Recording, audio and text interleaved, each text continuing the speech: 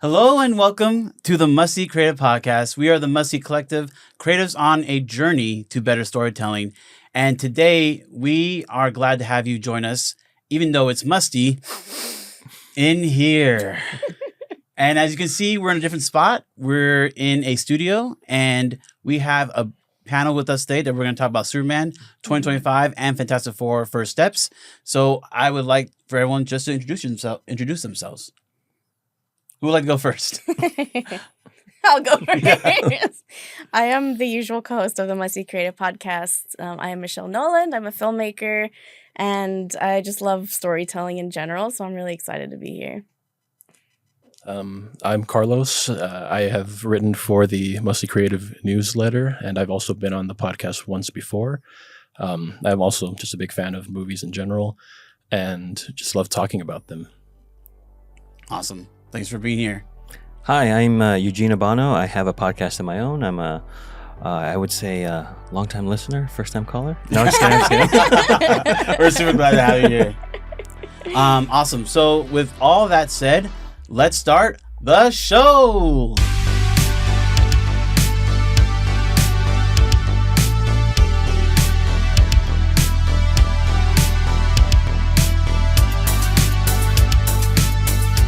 It's been a wild summer, and we've had two big superhero films go back to back. In my opinion, they've been kind of fighting each other. I know it's really not about the fight, but the first box office weekend win, I believe, went to Superman. And so with that, money's been rolling in for both films. But as far as ratings are concerned, I like to just go around the panel, get everyone's rating on Superman 2025 from a score from 1 to 10. Where would you rate this film? We can only go to 10? Yeah. But if you want to go beyond 10, that's totally cool. I just love the movie, so I would say a 10. Or if we were doing Spinal Tap, I'd say this goes to an 11. Wow. Okay. That's strong. Strong at 10. Very cool. Reaction.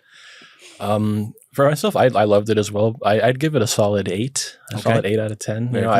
I have some flaws with it, but overall, I had a great time. Nice. Very cool. Mm-hmm.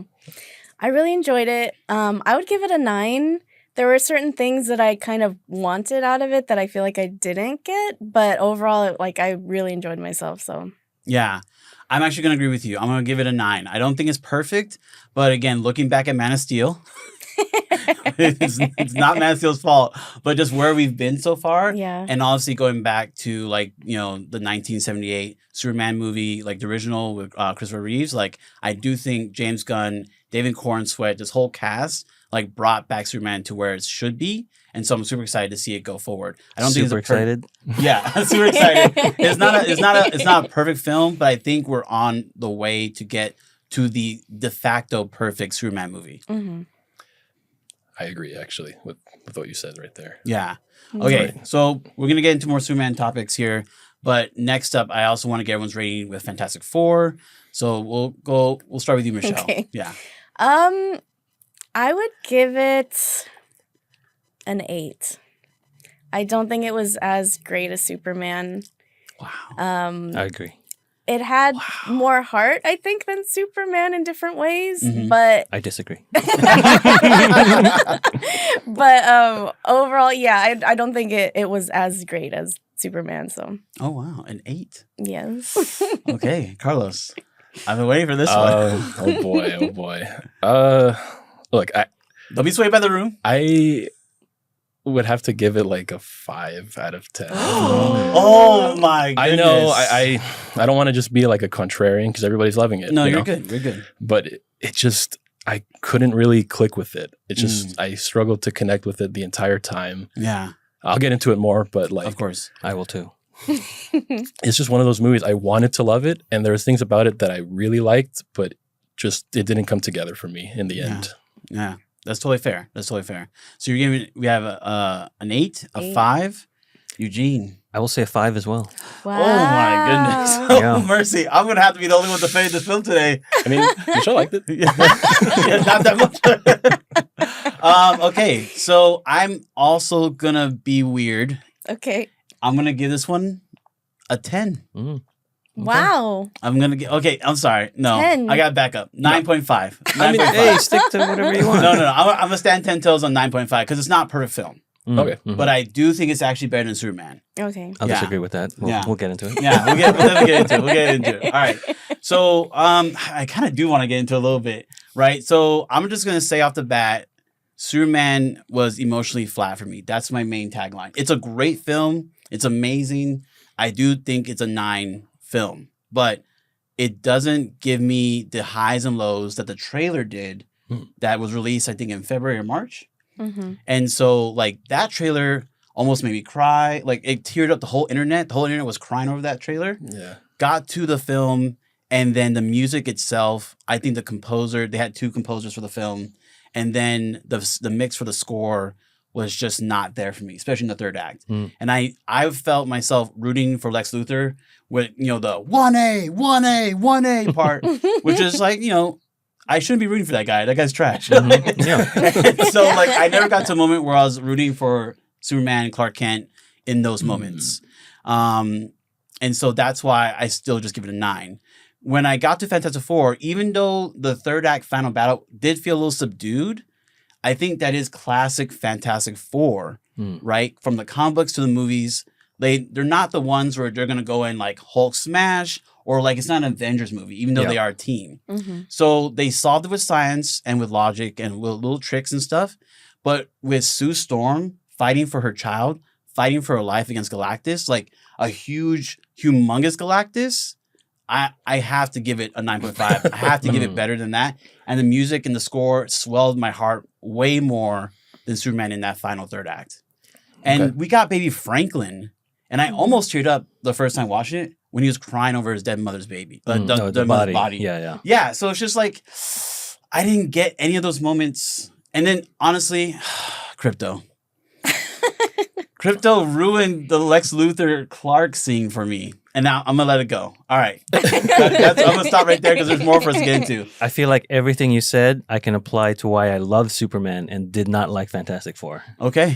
All right. Can you break that down? Yeah, I will agree with you on the music, though, because I felt like they did the first kind of melodical movements of the original John Williams score. Yes. And there was too much sound effects or sound design that I couldn't hear the rest of the theme realized. Mm-hmm. I agree. It was just, I was waiting for it, and it was a shame I couldn't hear it. But I will say that this 2025 Superman movie is 100% a James Gunn movie. Yes, that's and true. 100% a Superman movie. And it's That's fair. weird that they both exist because you can't have things be 100%. You can only have it 100%. You can have two things be 100% Right. in the same thing. I think what got me in the trailer that what you alluded to earlier was when Lois Lane is interviewing Superman, she's interviewing Superman because in context of the film, now that we've seen it, they're acting like they don't know the identity of Clark. Yes. And so he's putting on like, I'm Superman, you're interviewing me, you're not interviewing Clark. Right. Mm-hmm. But then it breaks a little bit and he goes, people were going to die. Yeah. What was I supposed to do? Nothing? Mm-hmm. I mean, I don't think that's the exact quote, but that's the sentiment that I got from it. And I still teared up because like, that's Superman to me. That's not Henry Cavill, mopey, fearful, or Brandon Routh. Or like, oh wait, let's not talk about the Ralph. Like he's very good, classic Clark. But him in Superman Returns, it wasn't written for a good Superman. Brandon Routh was good as Superman in Legends of Tomorrow and the Arrowverse crossovers when he played Kingdom Come Superman. Okay. But backing up to that point though, like with the context of now knowing what that scene is did that scene hit as hard in the movie for you? Yeah, I think so. Because it shows what Superman or Kal-El or Clark is at his core. He wants to save people, so that's why you see him saving a squirrel, a dog, children. Yeah. He just saves everybody, where in Man of Steel, he barely saves anybody. He can't even save his own dad. He mostly saves like soldiers. Yeah. Yeah. No, that's fair. I think the Henry Cavill performance, like now that we see Devin Corn sweat, it's like a big difference. But I don't blame Cavill. I blame Zack Snyder. Exactly. No, exactly. And David Goyer. It's just that like Cavill's Superman is like cold. He's really there. Like he's there to fight. and he's there to destroy the enemy. And he's a Superman you don't want to meet. No. Like David Cornsweet's the Superman's like, hey, I made a mistake, but please don't kill me. And he's like, okay, it's okay. Like he's entirely approachable. Yes. And in the movie, they make a point in that where every civilian just talks to him like they know him. Yeah. Like they're all friends with him. I mean, they even threw like tomato cans at him, and he was okay. Yeah. Mhm. I mean, I wouldn't dare. Like, I mean, Henry Cavill's Superman reminds me closer to Homelander. Yeah, I was gonna say that. I'd be scared he'd vision me if I said anything bad to him. No, Eugene, make very good points, and we're gonna come back to rate things again. I might change my mind. So it looks like I have to be my mind change, or I have to change your mind. No. Sure. Yeah. But Carlos, what about you? I know you disagree with my Fantastic Four take. Yeah. Why? Oh, you want to get into Fantastic Four right now? Or just like why I disagree. Why you think Superman is better than Fantastic Four? It just mostly comes down to my own personal experience with the movies. Mhm. Like I was thinking about it earlier today. I think Fantastic Four is probably like a neater, tighter story overall. Mm. But I found it very difficult to find. Like I didn't find anything that was going on that interesting in Fantastic Four. Okay. From the story I agree. to the characters individually. So you don't like science? I hate science. I'm anti-science. You don't like hope? You don't like sudden world peace? I love hope. That's why I like Superman. Oh. No, but look, with Fantastic Four, it just came down to like I didn't find any of the dialogue or the character interactions to be like daring in any way. It was just very safe to me. Really? To me, yeah. I just like all the humor in it, all of the way that the characters talked. It was like, all right, I'm not worried about any sort of emotional rift between these characters. They have like one scene where Sue and Reed Richards argue, and it's a nice scene, but it's like over like that in a second, and then they move on. It's like, all right. I mean, what about with Mama Sue going after Franklin with the crowd essentially wanting to kill her baby? Again, I like that scene as well, Mm-hmm. but it's so fast. Yeah. It's like they convince the entire world like that. It's a good scene. It's a good speech. It's a good speech. Yeah. Very good. And like tonally, you know, if they're going for that more like kind of a silly world where like everything feels a little bit more exaggerated, Mhm. I can believe it. But it's just that kind of kept happening in this movie where they would speed through certain events that I felt like we could spend a little more time here. We can give these characters. And the funny thing is that's also a critique I have of Superman. I was just going to say, that's the big critique online of Superman right now. The difference is Fantastic Four takes place over like, what, a year? Including the post-credits, like 5 years or whatever. Right. Or even more because of Even the shuttle launch, and then it zooms past what, 4 years? Yeah. Yeah, right? Right. And then with Superman, it all takes place like within a week. And I feel like I got to know all the characters in that movie a lot better. Or at least, if not better, I at least liked them more Oh, wow. than the characters in Fantastic Four. Oh, okay. Okay. It's very strong. Michelle, Interesting. bring us home. Bring us home here before we get to our actual questions. Well, I agree with what Carlos was saying because, like, that whole speech she was giving in front of the crowd, I felt like it was half as long as it should have been. Like, it stopped, and I was like, is she going to say more? Like, that's kind of it. And Did you everyone's want just the like, king's speech from her? yeah, like that. Like, there's an angry mob outside their house, Mercy. like, getting ready to, like, pitchfork the baby and, like, send it off to Galacticos or whatever Yeah. his name is. But, like, Galacticos. It's, That's his cereal, it's like the highest stakes possible. but it was like it would just felt like she could have said so much more to make it deeper, and I was like, why? And then another issue that I had too with Johnny is like they just dismissed everything he said, no matter what, and there wasn't anything to back up their reason of why they don't believe what he's saying or they don't take any weight into like what he's trying to tell them, because he's like, I think they're saying a secret message and all this stuff, and then they're just like, oh, you're stupid, you're an idiot, like get out of here. And Well, then I think like they're playing out the audience's remembrance of Chris Evans' take on the character, I think. I think that's the problem. Yeah. They need to make it their own. That's fair. True. That's fair. There hasn't been Yeah. a good Fantastic Four movie before this one. And like there have arguable, and that's arguable, obviously, but like It's not arguable. No, that's true. This is a good. This is why I'm saying your fives. I mean, we got to get them up to sevens, y'all. This is a good movie. I'm saying like with Superman, there at least have been like pretty good like portrayals that have resonated with audiences. Mhm. Like, you know, Man of Steel didn't work for me necessarily, but it did with a lot of people. And on top of that, Richard Donner's movies, Yeah, of they're course. like very iconic. So people know Superman, but we haven't had that for Fantastic Four until this movie. So for audiences, their memory is like those cheesy bad movies that we've seen, because that's all we've gotten from these Okay. characters. Yeah. We'll definitely go through the 2000s. Oh, that was like a Oh, time boy. capsule. It was crazy. All right, let's get all great takes. Really appreciate that. Let's get to our next question. Okay, we will get. Oh, sorry. What were your initial expectations going into these films, and how did the final product measure up? Oh boy. We can keep it kind of short because we kind of answered that a lot. Okay. I'll go first. Okay. So my initial expectations for Superman, I actually lowered them as we got closer up because I got scared. Yeah.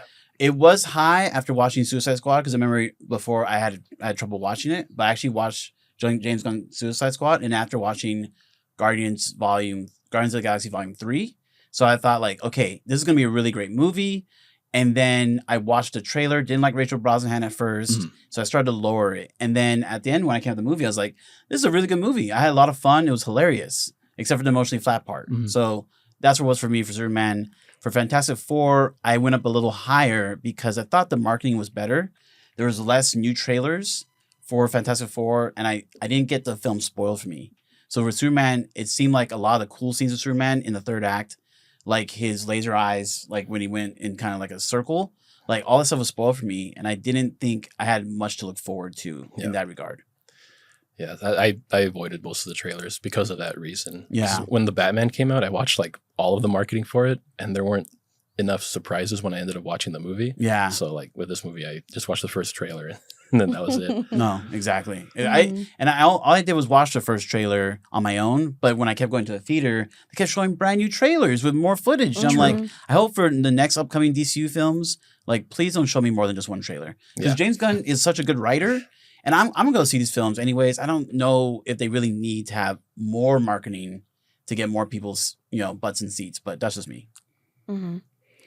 Yeah, I think going in, I saw a couple trailers for both, but I've kind of been burnt out on superhero stuff lately because there's just so much of it, and so I didn't go in thinking anything was gonna be amazing or surprising or great. But I was surprised by Superman. I love comedy, so that was like really that was a pleasant surprise, like how much I was actually laughing out loud and like, oh wow, these are actually really good jokes. Like this is clever writing. It was really good writing. And then like just that scene with Beck Bennett, like in the spaceship, he's like, "Where's my seatbelt?" Yeah, I don't know, like there's just like little moments like that. Like you don't have to add that, but it just made it that much better. Yeah. And there was stuff like that throughout the whole film. For Fantastic Four, I think it was what I thought it would be. It wasn't like a letdown, but it just didn't surprise me at all, I guess. Oh, wow. Didn't surprise you. Okay. Eugene. Well, with Fantastic Four, let me start off with I'm a very avid comic book reader, or was, so I know the source material pretty well. So when Fantastic Four's trailer first premiered, there was almost no Reed Richards, no Pedro Pascal, and I was like, why?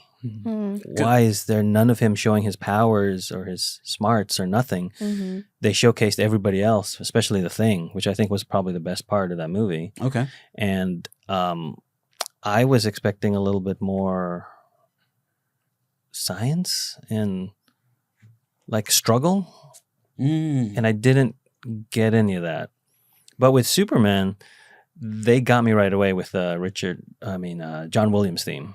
Okay. So they used that, but they updated it with a guitar riff. And I was like, okay, we're modernizing it because that guitar riff hit hard. Well, if you notice from the DC animated series, they do that. Like with Justice League, they started with orchestral scores for the theme, and then when they hit Justice League Unlimited, they used the guitar. Rock. And then when Batman animated series, it was more of the Danny Elfman theme. And then when they went to Batman Beyond, it was just all like hard rock guitar. So it's like that's what the DC stuff does in its evolution. It just kind of moves forward. And like I said, they mentioned they did that scene where Superman is saying, "What am I supposed to do when people are dying?" Right. And that got me. So no, that's true. That's true. Okay. So were your expectations then for the final product? Did they measure up? Yes, because after being let down with Superman Returns, I know we're not supposed to talk about that, and Man of Steel, and then Batman v Superman and Justice League, I wanted to not go in with super high expectations, and I'm like, okay, I'm a hurt little puppy. I don't need to be kicked again. So I was like, okay, my expectations are this way, kind of tempered, and they were exceeded because of that. Awesome. Awesome. Very cool. Very cool. All great answers. Okay, so as far as these versions of the characters, for Superman, I think again we've talked about this a lot. Just maybe one or two answers here. Is this version of Superman like one of the better versions of Superman that you've seen? I'll say yes. Yeah. Yeah. Yeah, I would agree. Yeah, it's probably my favorite one that I've seen. Really? Okay, favorite one. Live action. Even Christopher Reeves. Yes, I love the Christopher Reeve version, but that version kind of fits perfectly in that type of tone where they're going for the more cartoony comic strip type of stuff where he's literally, saving a cat out of a tree for a girl with like pigtails. It's like very silly, and it's nice. It's like really, he's great in the movie, but like I feel like David Cornsweet's version is just way more approachable. Like I could be friends with him. Anybody could be friends with him. Right. So that's what I guess what connects with me the most. That's cool. That's cool. Real quick, have you seen the Superman and Lois TV show? I still haven't. I should get around to It's that. a good version as well. You Yeah. talking about the 2000s? Yeah, with oh boy, what's his name? I forget. I see his face. I see her face. Tyler Hoechlin, right? Tyler Hoechlin. Hoechlin. I think, Yeah. yeah. That's a Like- really good updated, like Yeah. live modern version as opposed to the Henry Cavill version. Oh yeah, no, I love that. Like that's so when I was critiquing Rachel Brosnahan, like I was going back to Lois and Clark. Oh, with Dean Cain, Yeah. terrible Dean Cain. Oh yeah. I like Dean Cain. Oh, so you're talking about the new Modern Dean Cain. one? Oh, you're talking about I'm talking about the new one that has was the two kids. Yeah, Yeah. Oh, I was thinking of the Dean Cain version. No. I was like, that one's really good. it's really silly. That version's silly. I think that Superman looks it looks too small. That's the problem. It's made for TV, so he does look small, but Yeah. he's not a small guy in person. Really? Yeah. Because I had the opportunity or the good fortune to see their Comic-Con panel last year. Oh, nice. Cool. Yeah. No, it's just like in the suit because he's the same guy they use like in the CW verse, Yeah, right? that's what it is. Yeah, it's just with the suit and everything. It's Yeah. just He's 5'11" and a half. He's not super okay. Yeah. short. no. Yeah, I'm just looking for that massive chest. Sorry, if you find out I'm very I'm Very superficial. Yeah. Okay, yeah. Well, yeah. Didn't you write like a whole article about Rachel Brosnahan's face? Like, Yeah. Wow. It was just the hair of the face. It just wasn't working. But she won me over in the movie. Good. So we talk about Superman a lot. What about the other characters, right? Like, I think this version of Jimmy Olsen, breath of fresh air. Yeah. I loved him. I loved it. him. Yeah. They embrace the comic book aspects. Like he's kind of quirky and awkward, and then they make him the ladies' man for some reason. In this movie. But I liked it. No, it's Yeah. great. It's great. Yeah, I like it too. Because also, like, I mean, I don't know how much precedent that has in the comics. I'm not like super deep into Superman comics, but like there is precedent for him just having random girlfriends like Supergirl. I think he dates her in the comics. Oh, It's like- seriously? Really? Dude, if he dates this version of Supergirl, that could be fun. crazy. Well, he does date a lot, like Lucy Lane, Lois's sister, at one point. So That's yeah. wild. Yeah. Oh wow. Okay. Wow. What about? I mean, are we all good with Lois Lane? I mean, I think. She's Yeah. good. Yeah, I liked her. Yeah. I wanted more from her and just the Daily Planet in general. That's one thing one flaw I have is I needed more interactions with them. Yeah. And a lot of what we get from them is kind of just exposition, like a lot of their dialogue. But what about the interview scene between her? No, and I Clark? love that scene. Yeah. Yeah, that scene's great. I honestly could have had that for another 20 minutes. Yeah. I was just in love with the back and forth dialogue, like and Yeah. him getting mad, her kind of trolling them. Like I thought it was really good. Like the super, I'm not trying to curse, but the super shy. Yeah. Like, the hashtags. yeah, that was good. Yeah. What about Nicholas Hoult as Lex Luthor? I love them, honestly. Great. He's great. Yeah. Like if you look at the comic books, how they're drawn now, that's what he looks like. Right. He's not what I think most people know Lex Luthor as is a kind of fat cat bureaucrat, businessman, tycoon, industrialist. Where recently Lex Luthor has been more like slim and like training and jujitsu and that type of stuff, and looks good in a suit. Yeah. I mean, it sounds like Mark Zuckerberg when you said like training jiu-jitsu. Oh, But yeah. I thought Nicholas Hoult brought a way different performance. Obviously, there's Jesse Eisenberg. Let's not talk about that one. Yeah, okay, that's not good. I was like, is anyone a fan of his? I'm not. I'm a big fan of him as him as an actor, but not that version. Yes, not that role. Again, Zack Snyder, blame him. Yes. Yeah. And then before that, going to Superman Returns, it was Kevin Spacey. Now, I'm not saying anything about the person, right? But I liked his version of Lex Luthor personally. So growing up with the Christopher Reeve movies, I thought Kevin Spacey was doing an impersonation of Gene Hackman doing an impersonation of Lex Luthor. So that's why that didn't work for me. Well, that's fair. That's fair. I was young when Superman Returns. It was like the first one I got to see it in theaters, I think, or just I got to see it instead of just like my parents saying, "Oh, this is Superman," and I don't know. I've latched on to that one, so I did enjoy Kevin Spacey. And then when he guts Superman with the kryptonite shank, I mean, devastating. Okay, very cool. Let's move down to a couple of other questions here. As far as did either film surprise you in terms of tone, direction, or storytelling choices? And then we'll get more into Superman after that.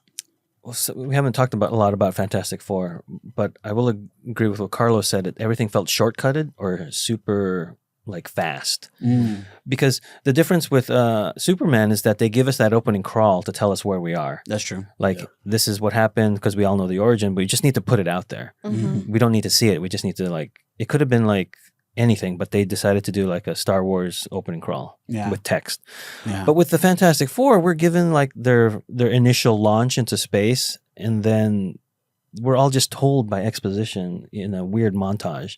But I never felt that struggle of Ben Grimm coming to terms with he looks like a rock and being the Thing. That's a big part of why I like the Fantastic Four, is that inner struggle.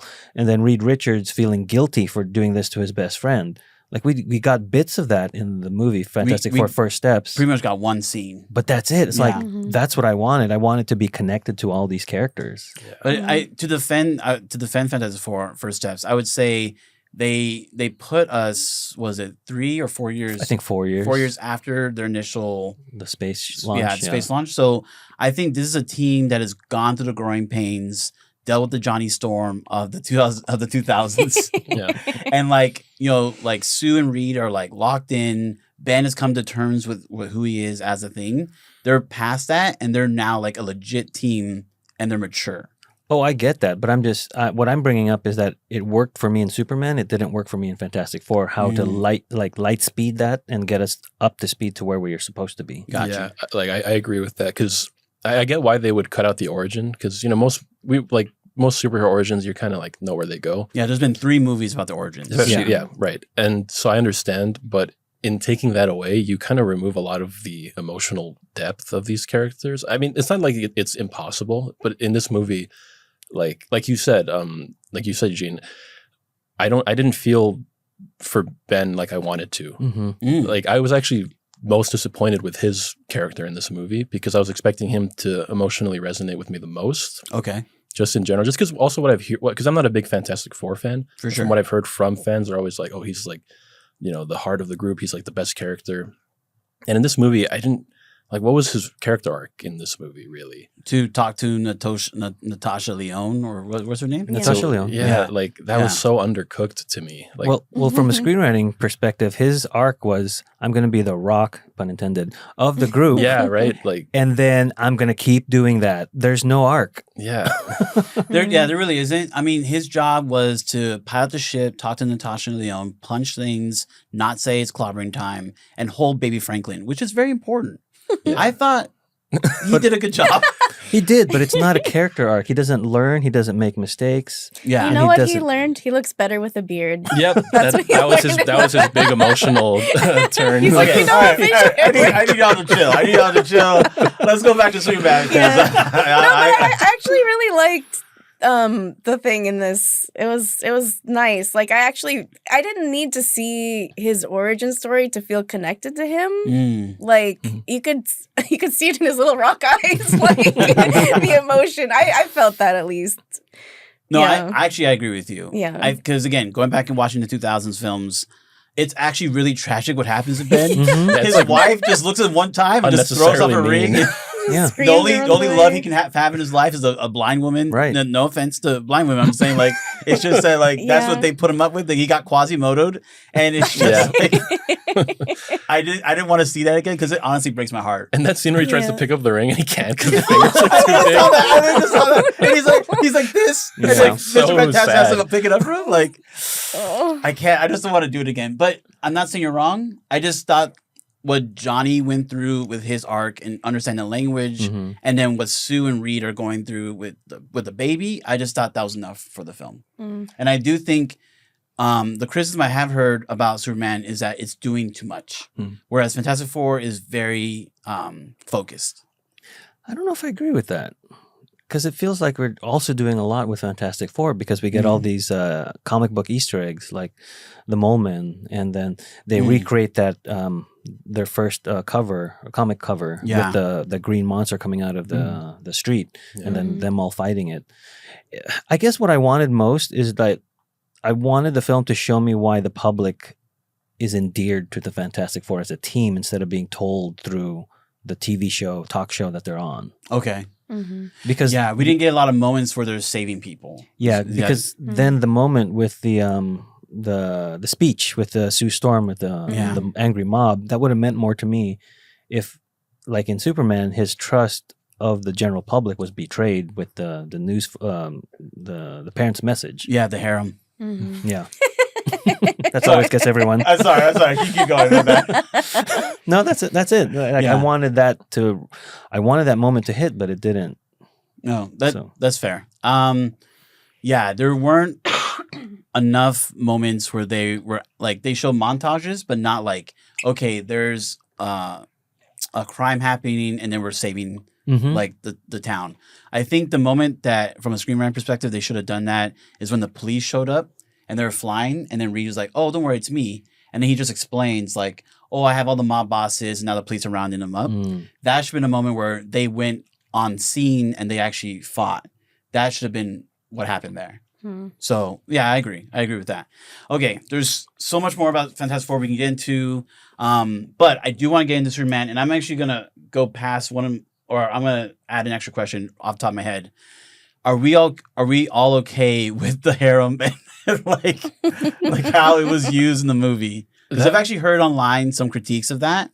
And so, like, go into detail a little bit. Okay, so I'll just call it out. Like, I'm a big fan of Grace Randolph and Beyond the Trailer. Oh, okay. And she specifically had an issue with the harem and thought that was really gross of like a move. And she links it to James Gunn not knowing how to write women well and being kind of weird in his movies about women.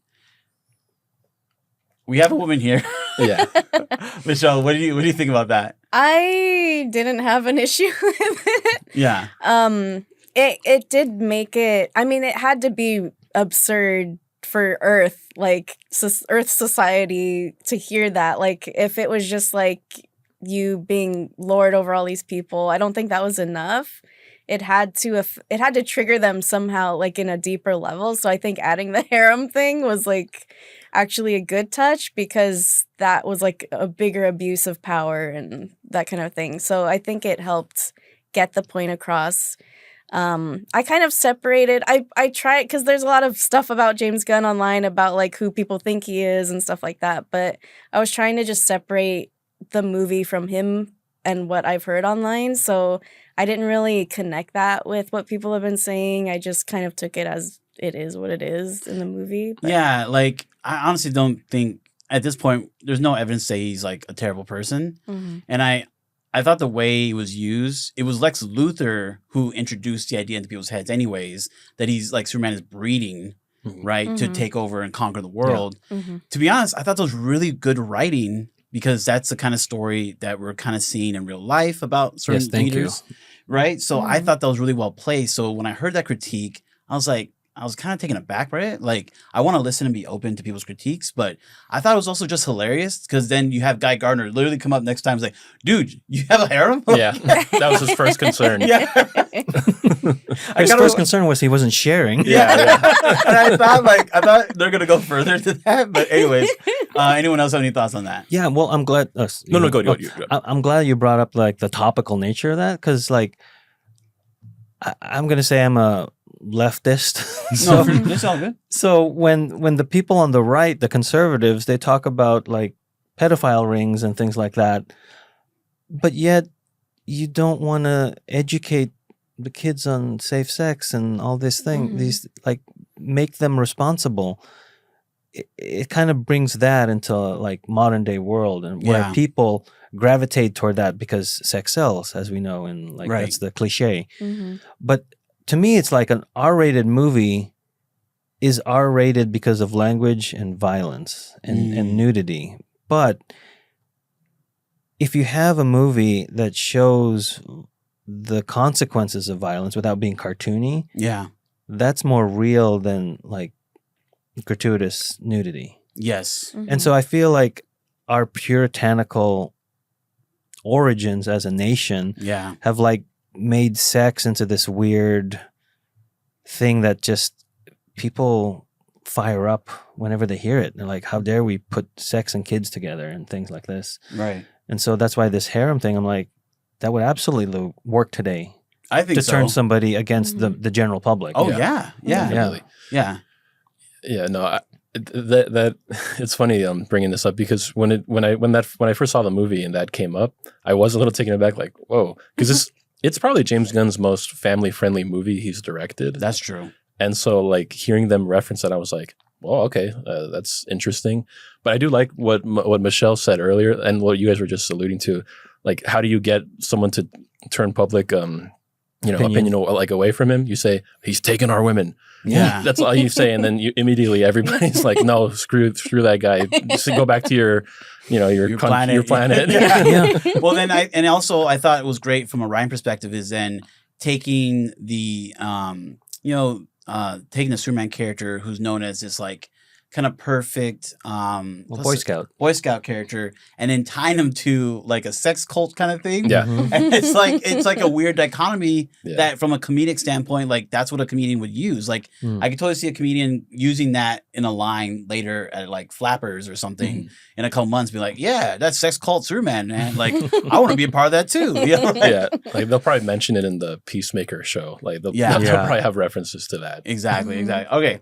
And then of course, like I mentioned, it's also just a reference to like what's going on here. And again, I thought James Gunn did such a great job. It didn't feel like he was like, making like, pounding people on the head with like his takes. It just made sense. Yeah. I don't know, for me. Yeah. Okay. I agree. Let's see here. What did you think about James Gunn's approach? Was it a tonal shift or more of a return to form? I wrote on www.mustycreative.com, a colorful and hopeful aesthetic is finally brought back to a Superman movie. Would you agree that Superman by James Gunn is a colorful and hopeful film? Yes, Yeah. I would agree. I agree too. Nice. Especially the return to form, where we don't have mopey, emo Superman. We have Superman. I don't know if you've seen the interview with David Cornsweet about the trunks, the red trunks. Yeah. I haven't It's seen that. great. It's a new take. I'm like, aesthetically, I like the trunks because it breaks up the blue. Yeah. But he put a new spin on it in that it's silly because it's earthbound. Yeah. It's foreign. It's alien. But anyway, he says it's okay to be silly because then it makes him approachable. Like kids look at him and go, "That's kind of weird," but okay, let me.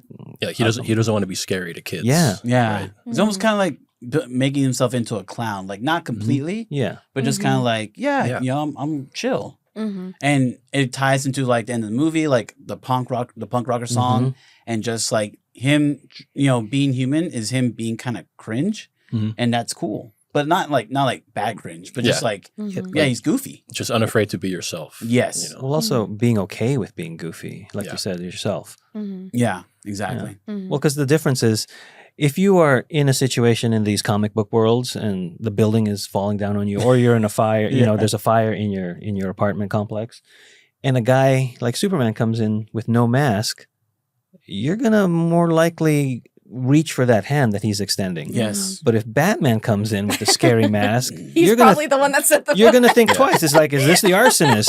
Like, think about that in reality. No, that's true. Yeah. That's actually a really good point. Yeah. No, like there is like there's a comic book, New Frontier by Darwin Cook, DC comic. And there's a moment literally like that where, Batman is trying to save this kid who's been captured by this cult. And like at a certain point, Batman goes to try and save the kid, but the kid is just terrified of Batman because of how he looks. Oh wow. So later on in the comic, it showed like we see Batman's growth, and he like brings in Robin, and he changes his suit because he's like, I want to scare criminals, not children. Nice. Wow. That makes sense. And again, another win for Superman because he's awesome. Superman 1, Batman 0. Anyways, I'm not trying to I'm a Superman fan over a Batman fan. But anyways, Yeah, me too. Good. did the film succeed in making Superman relevant to modern audiences? I think so. Yeah. Yeah, I agree. Yeah. Just seeing the reaction that this movie's getting on like TikTok and social media, it's weird to see young people like proud to be like. I've seen videos of people saying like me after watching Superman, and they're just doing little good deeds. Oh wow! Like I've seen videos like that, which is awesome. That's really like cool. very refreshing for one of these comic book movies. You know, That's amazing. Because after Batman, I felt like I have to like go through the city at night and play dark music and just be like, I'm gonna defeat crime. It just is a different mood after the Batman. the city has turned me into a nocturnal animal. Whatever. I'm like, do. I felt like I needed to take a shower. All the grime in Gotham City. Yeah, mercy. That city is gross. Oh. I mean, people talk about LA. I mean, Gotham. Mercy. What about you, Michelle? But yeah, visually, I really did appreciate how light and colorful it was. And it matched the tone because it was obviously a comedy. It felt more like a comedy than like an action movie or anything. Yeah. So I feel like the colors were great. It did have a similar like color correction and color grading as Fantastic Four. In certain shots, it did have some kind of similar. It was like very light and colorful. It wasn't like dark and gloomy. Yeah.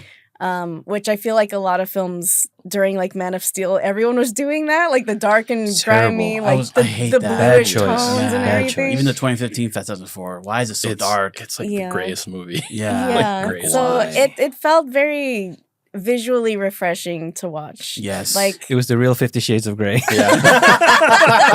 Oh my gosh. Mercy. oh yeah, I really enjoyed that.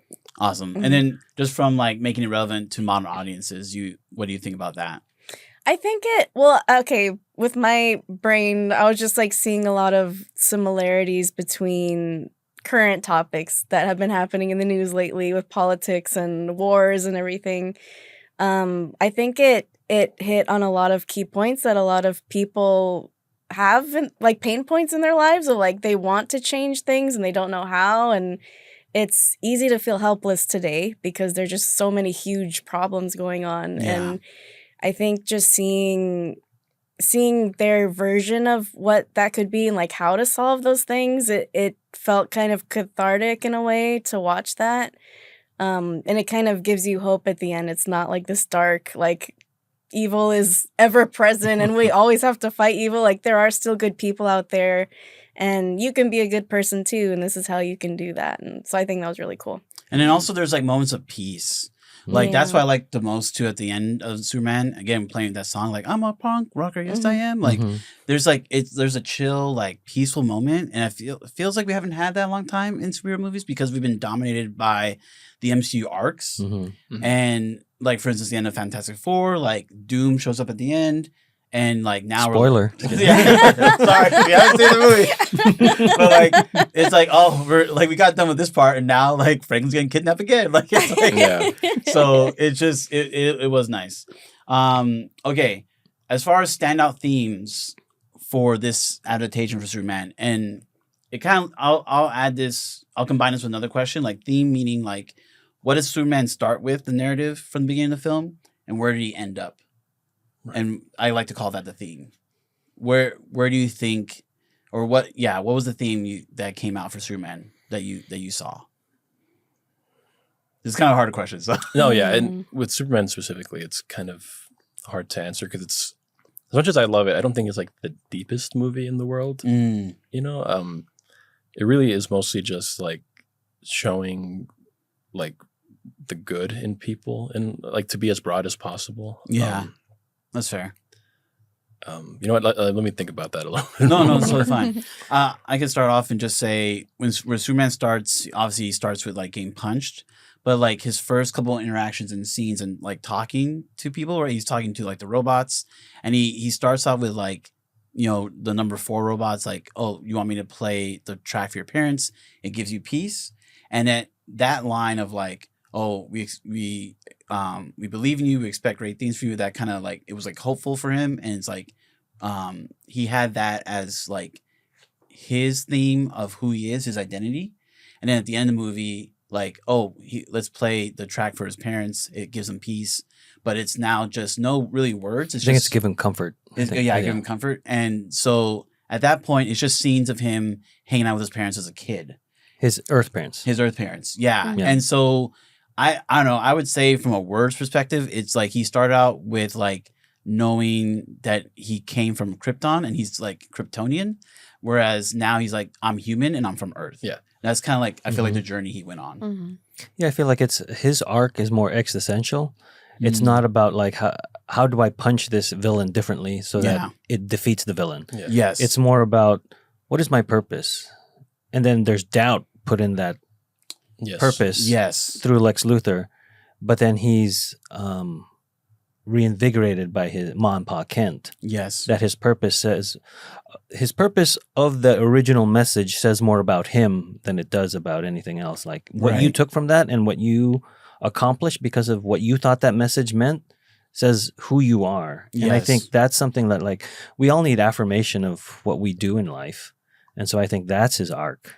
Yeah. No, I that right there. That right there. Yeah. That kind of made me think of like when you I don't know, it's I've seen a lot of like films lately talk about like childhood and growing out of the unhealthy coping mechanisms that your parents have and like just dealing with all of that.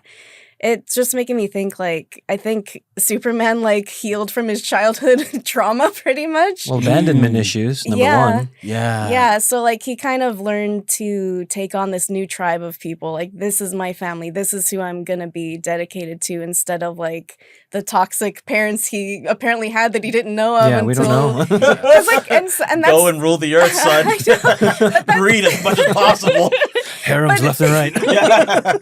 But it's true. Like sometimes you have toxic parents and you don't realize they're toxic until you're an adult. Yeah. And you look back and you're like, oh shoot, like that was not healthy. Like, and I didn't even know it because that was my atmosphere. Norm. Yeah, that was normal. Yeah. So like I think in a way it's kind of that story too. Like him just like seeing his parents were toxic, growing out of that, and then really clinging to his new tribe of people. Yeah.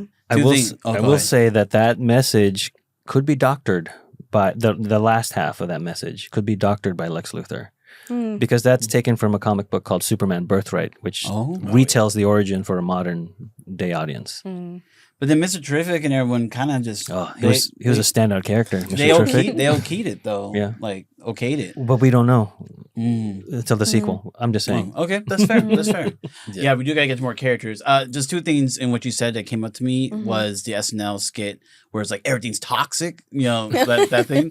But then also, I wonder if, like, in a weird, like, alternate universe for us, like, if James Gunn had written the story where Clark actually, or Kal-El, is with his parents, but they are super toxic, and he turns into be more like Cyril from Andor. And so, I don't know, I just thought that'd be kind of funny. Anyways, yeah, let's talk about some other characters here. I brought up this character before. I don't hate this character, but what do y'all think about Crypto?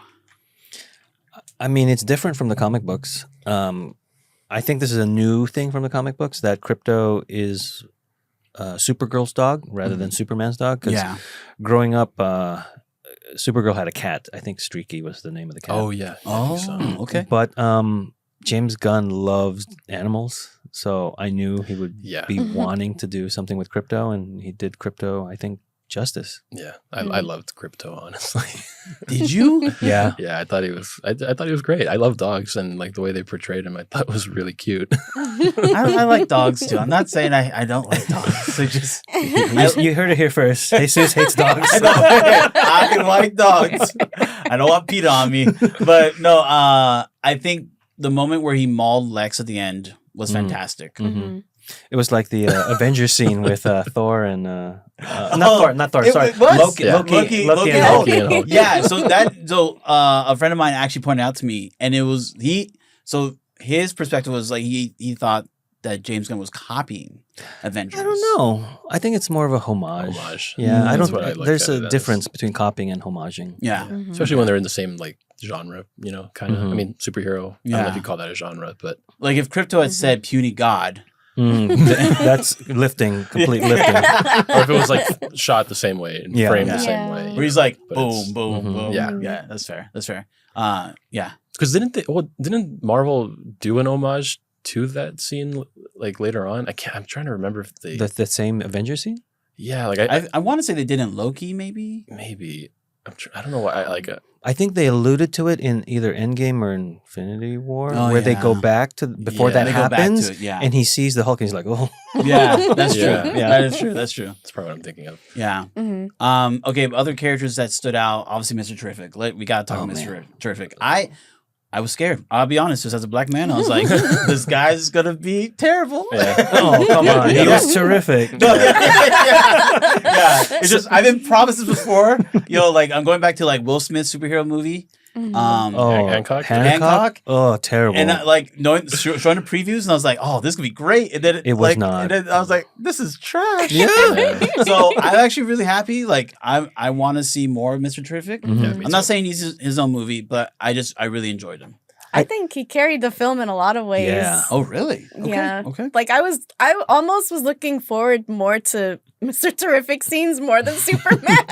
Oh, okay. I won't go that far. I will go He had that one far. of the best action scenes. He He Oh, did, have, yeah. he did have the best action scene, Which though. is the Yeah. most James Gunn scene out of Oh, the whole yeah. movie. Yeah. Well, that's what I'm saying. Like, Totally. Yeah. I needed that kind of scene flow for Superman, Uh-huh. right? Mhm. Whether he's fighting Ultraman or the Engineer, like a flow where he's just going bam, bam, bam. Like this, I guess the way that they set up Lex Luthor's fight, where he was like, he had one move, he had another move, he tossed Superman, he was going this, that.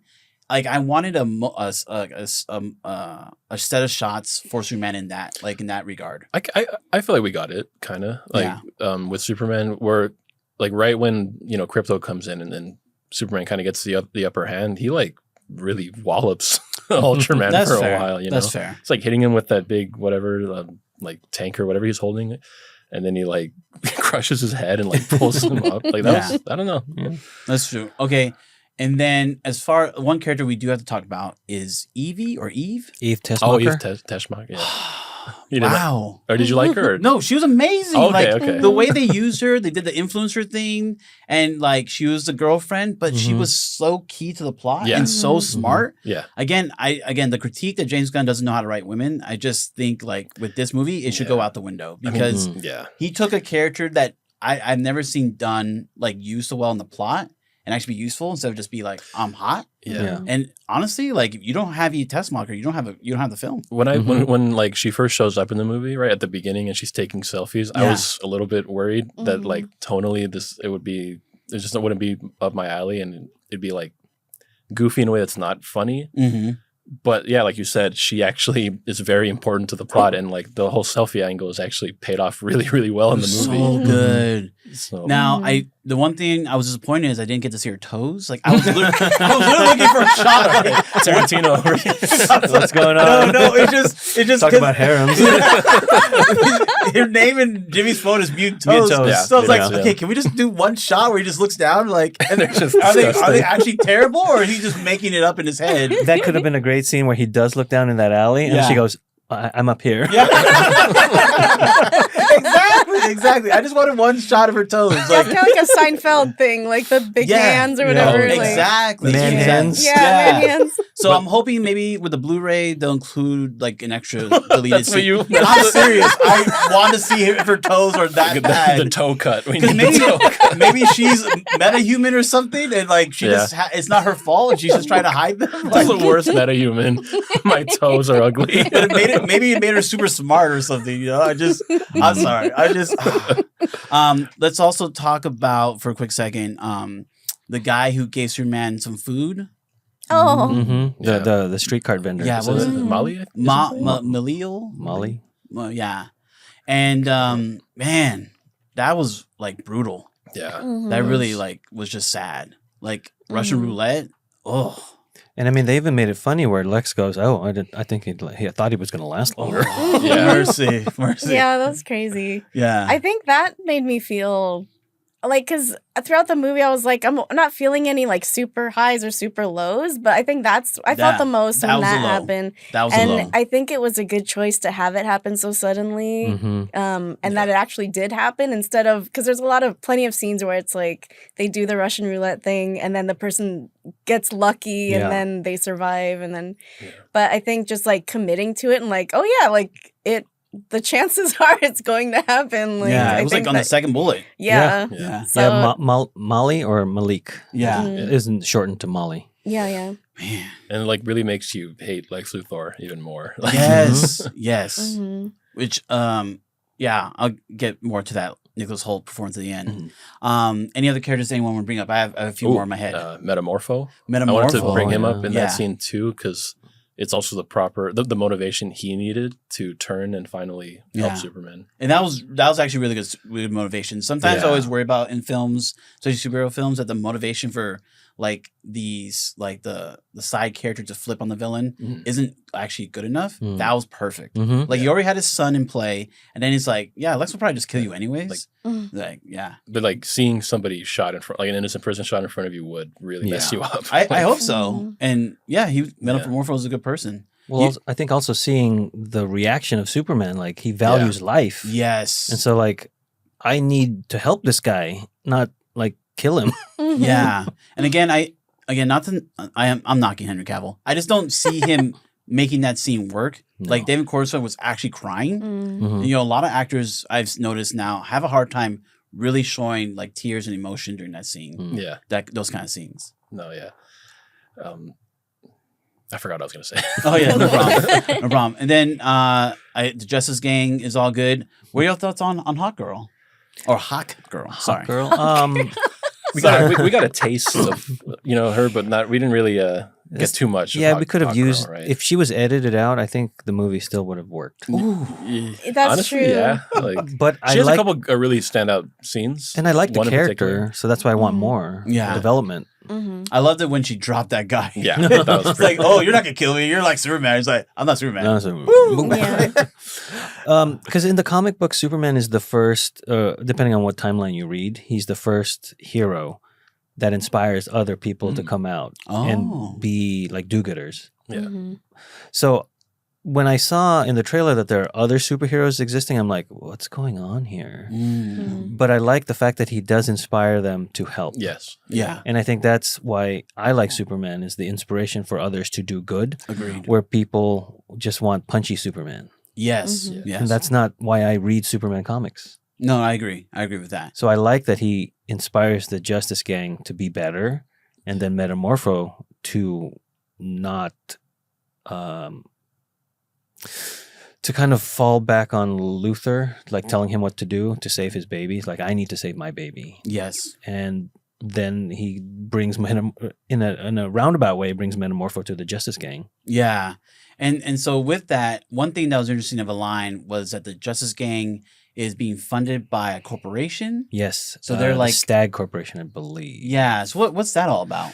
So in the comic books, Stag is like an industrial. Simon Stagg is an industrialist like Tony Stark, and there's an experiment that happens where Metamorpho's, before he becomes Metamorpho, the Element Man, is caught up in that experiment or something project, and then he becomes the Element Man. Oh. And then, so this is a little bit of a spoiler if you don't read comic books and just watch the movie, but at the end, that baby, they're watching with, I'm assuming the mother of the baby. Yeah, I think that's on the TV as Superman is doing the stuff, and that's Simon Stagg's daughter. Yeah. Oh, if they're following the comic book, I think they are. I looked it up on IMDb, and I think she's credited as like Stephanie Stagg, whatever her name. Oh is. wow. Yeah. Okay. See, I'm glad y'all here. I don't know that stuff. I don't know that stuff at all. But with that, the Justice Gang. Is everyone here cool with Nathan Fillion's take on Guy Gardner? Because I've heard back and forth takes. Really? On him. That's Guy Gardner for me. Yeah. Yeah. I just love Nathan Fillion, so I'm just good. Mhm. And I love that they embrace the stupid bowl haircut. Yeah, definitely. That looks terrible. It does. It's the first time like Nathan Fillion does not look pretty. It's just not working for me at all. It looks really bad. Yeah, but it's good. I love how It's good. shallow he is. Like at the end, he's like metamorphosed. Like, oh, Justice Game's a good name. He's like, oh yeah, You're in. Yeah. Oh, man. I want more like Clark and Green Lantern Guy Gardner. Yeah, Mhm. definitely. Imagine we get the Lobos movie with the Supergirl, Mhm. and then Guy Gardner shows. Oh, it's gonna be so good. That's why I'm so excited about James Gunn's DC universe Mhm. because the characters he's writing Oh yeah. are actually fun, and so Yeah. now the experimentation of like who's in the room, Mhm. that's what's gonna put me in the theater. Because we've Mhm. seen too many Batman movies. Yes. Too many wrong Superman movies. Yes. So now I think with the success of Guardians of the Galaxy, the trilogy that he did, Yeah.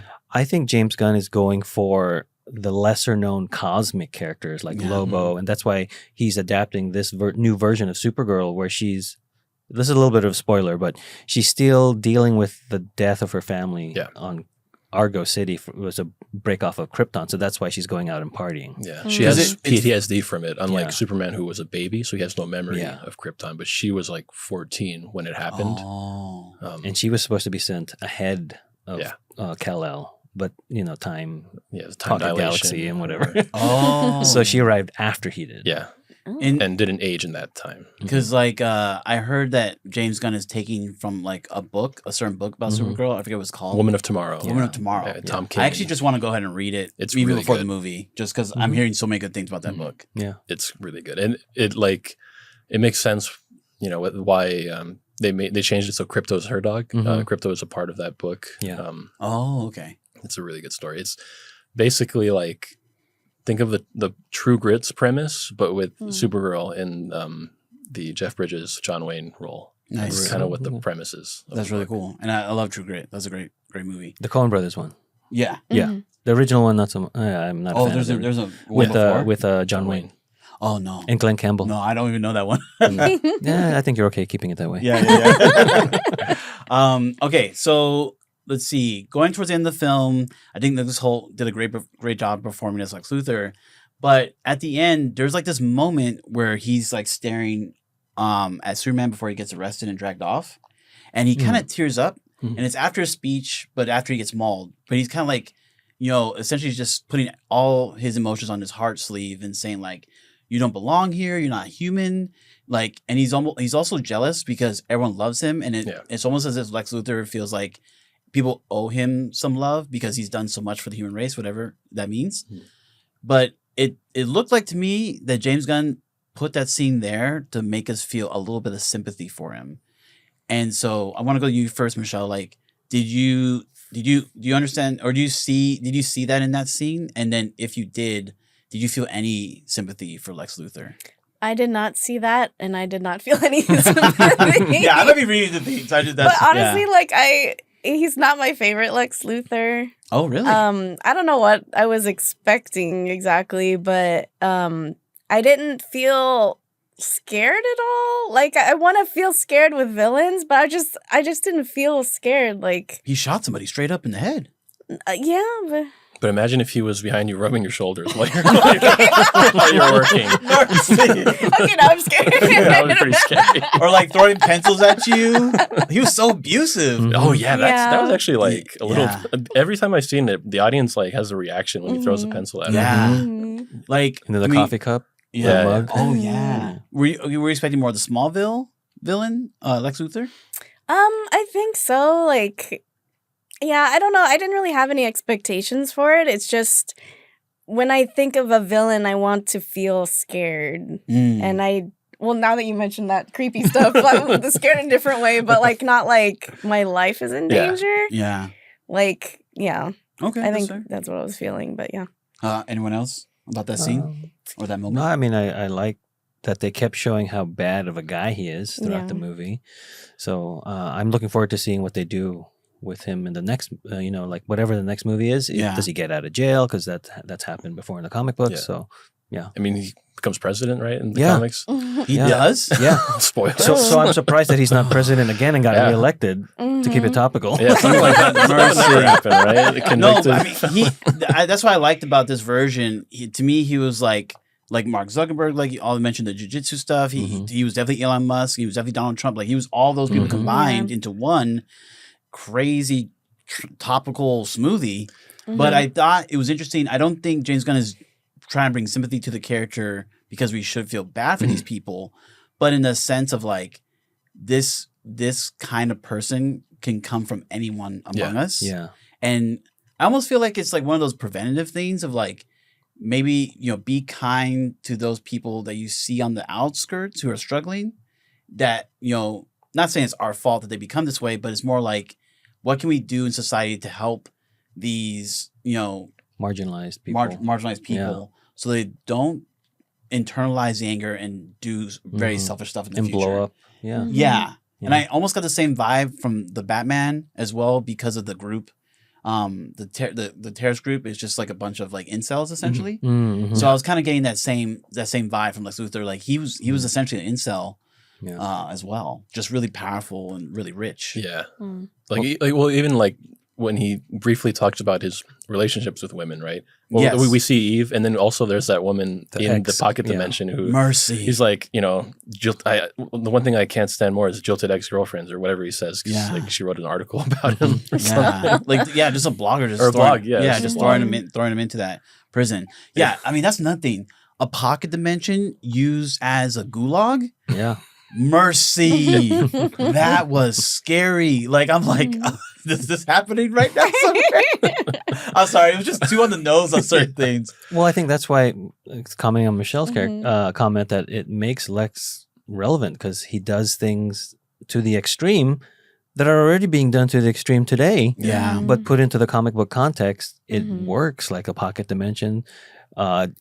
Imprisoning people that speak up against you, Yes. putting them in a pocket dimension, that's totally relevant today. Manipulating the media, right? Yeah. Oh my gosh. And I it's think the crazy. scary part, or what makes it scary to me, is that people allow that to happen. They allow that evil to happen, and they don't even think it's bad.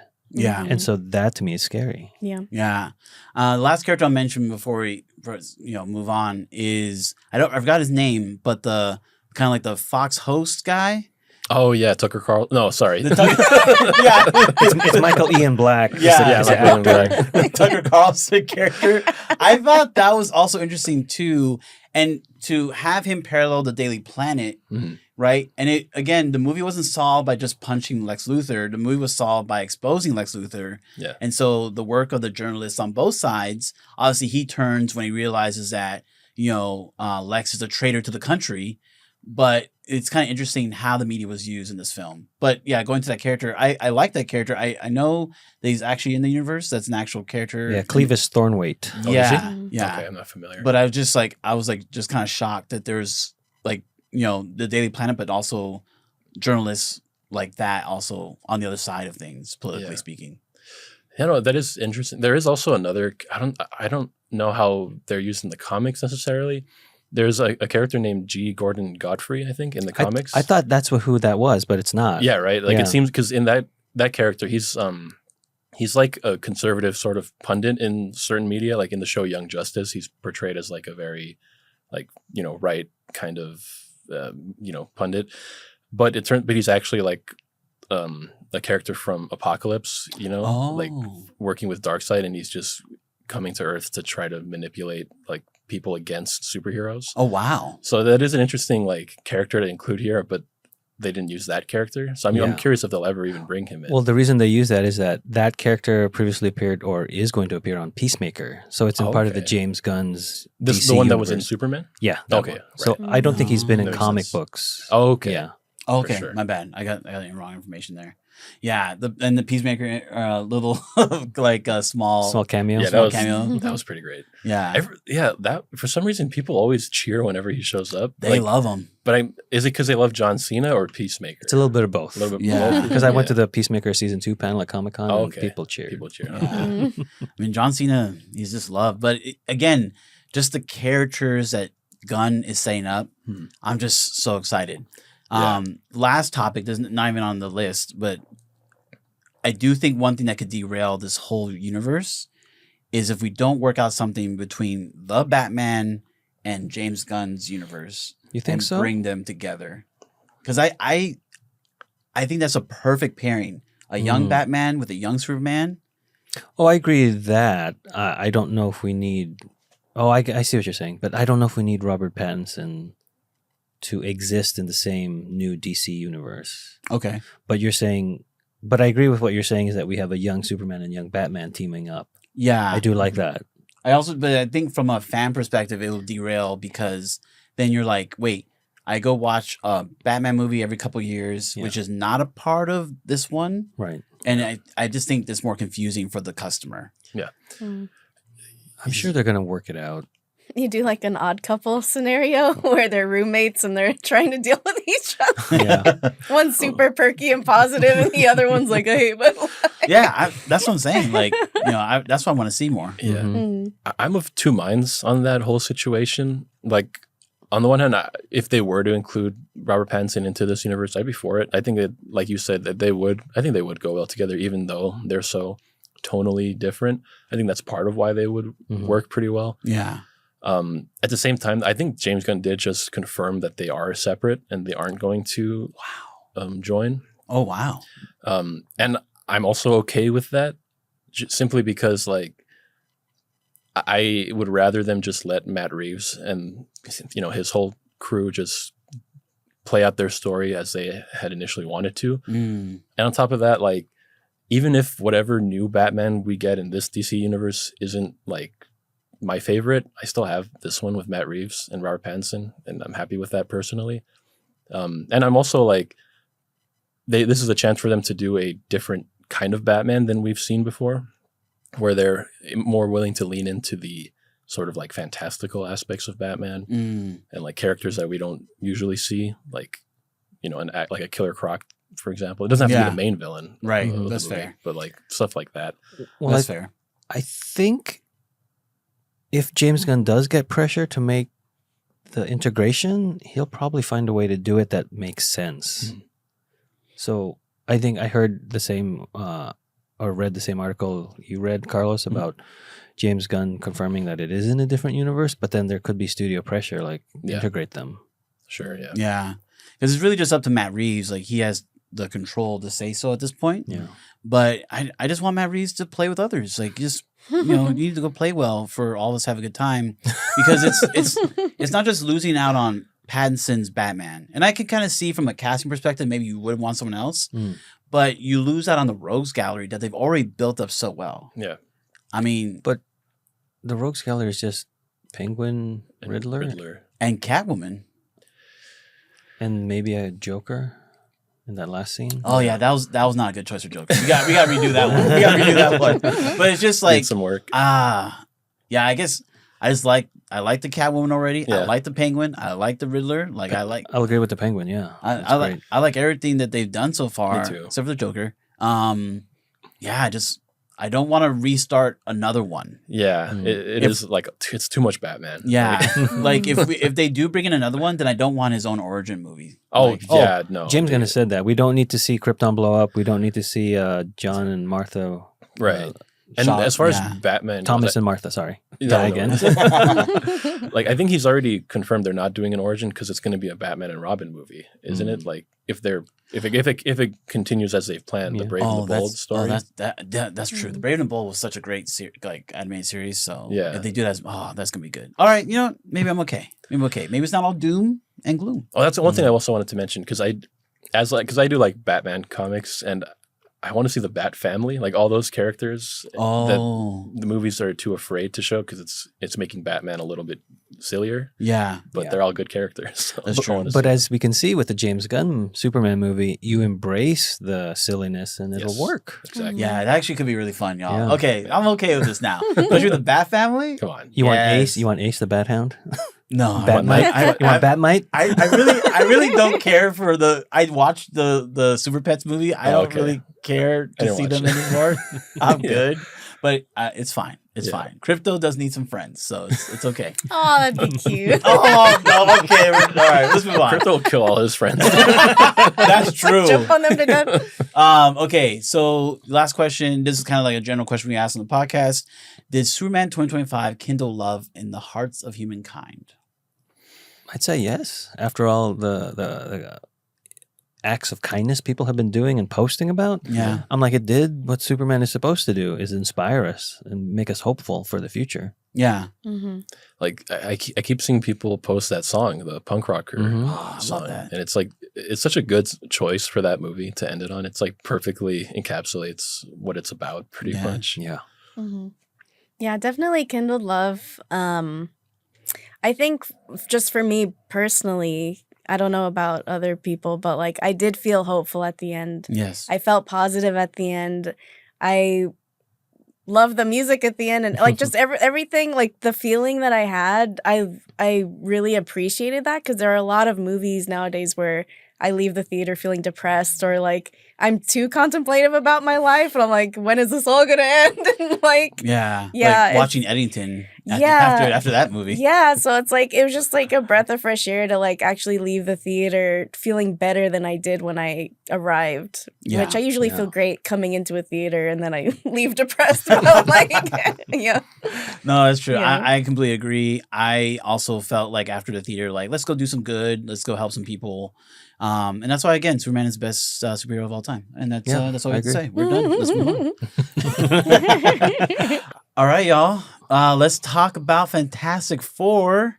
And let's see here. Did with this film, did they actually get it right this time? I know you guys gave it some low ratings, and not as much lower, but did they get it right this time? Considering the last 3 movies haven't been great, they got it the rightest. Okay, Yeah. okay, that's progress. Yeah. yeah, And they embraced the uniforms. they did. Mm-hmm. But yeah, again- they usually like most of them don't. Yeah. Yeah, And it's a weird nerd critique, but why does Reed Richards not have a white collar like the others? And I don't like Superman's collar. He shouldn't have a collar like that. Oh, shit. So okay. these are aesthetic choices that I am a very staunch nerd geeking out about. Yeah, no, I respect that. I respect that. I thought they gave him a different color just to show he's like the leader or something. Yeah, but they never explained it. Oh, yeah, Yeah, some that's fair. implied or whatever. But yeah. Mm. Yeah, I guess so. Like, I when I watched it, I was just like, yeah, I like these characters well enough. I didn't come out of it loving them. I wasn't like, I need to see them again. I was just like, they're likable enough America, I Um, tried. compared to the last ones, right? Like, Oh, yes. That's what I'm saying. Like, Like it- the 2005, 2007 one is just they're so cheesy. yeah, and even like, and all you need to do is watch the final scene of Fantastic 2015. Compare that to any scene in the new one, and it's like not even close. Like, Mm. No, that's fair. you guys know the scene I'm talking yeah, about, yeah, right? yeah, It's Mhm. fantastic. yeah. Like the team name thing, right? Yeah, yeah, yeah. Mhm. I will say to defend 2015, even though it goes way too far back, like it goes to them being in school, which is just ridiculous. I actually thought like the serious tone that they took and the scientific tone they took was actually really cool. It just took way too long for them to actually be the Fantastic Four.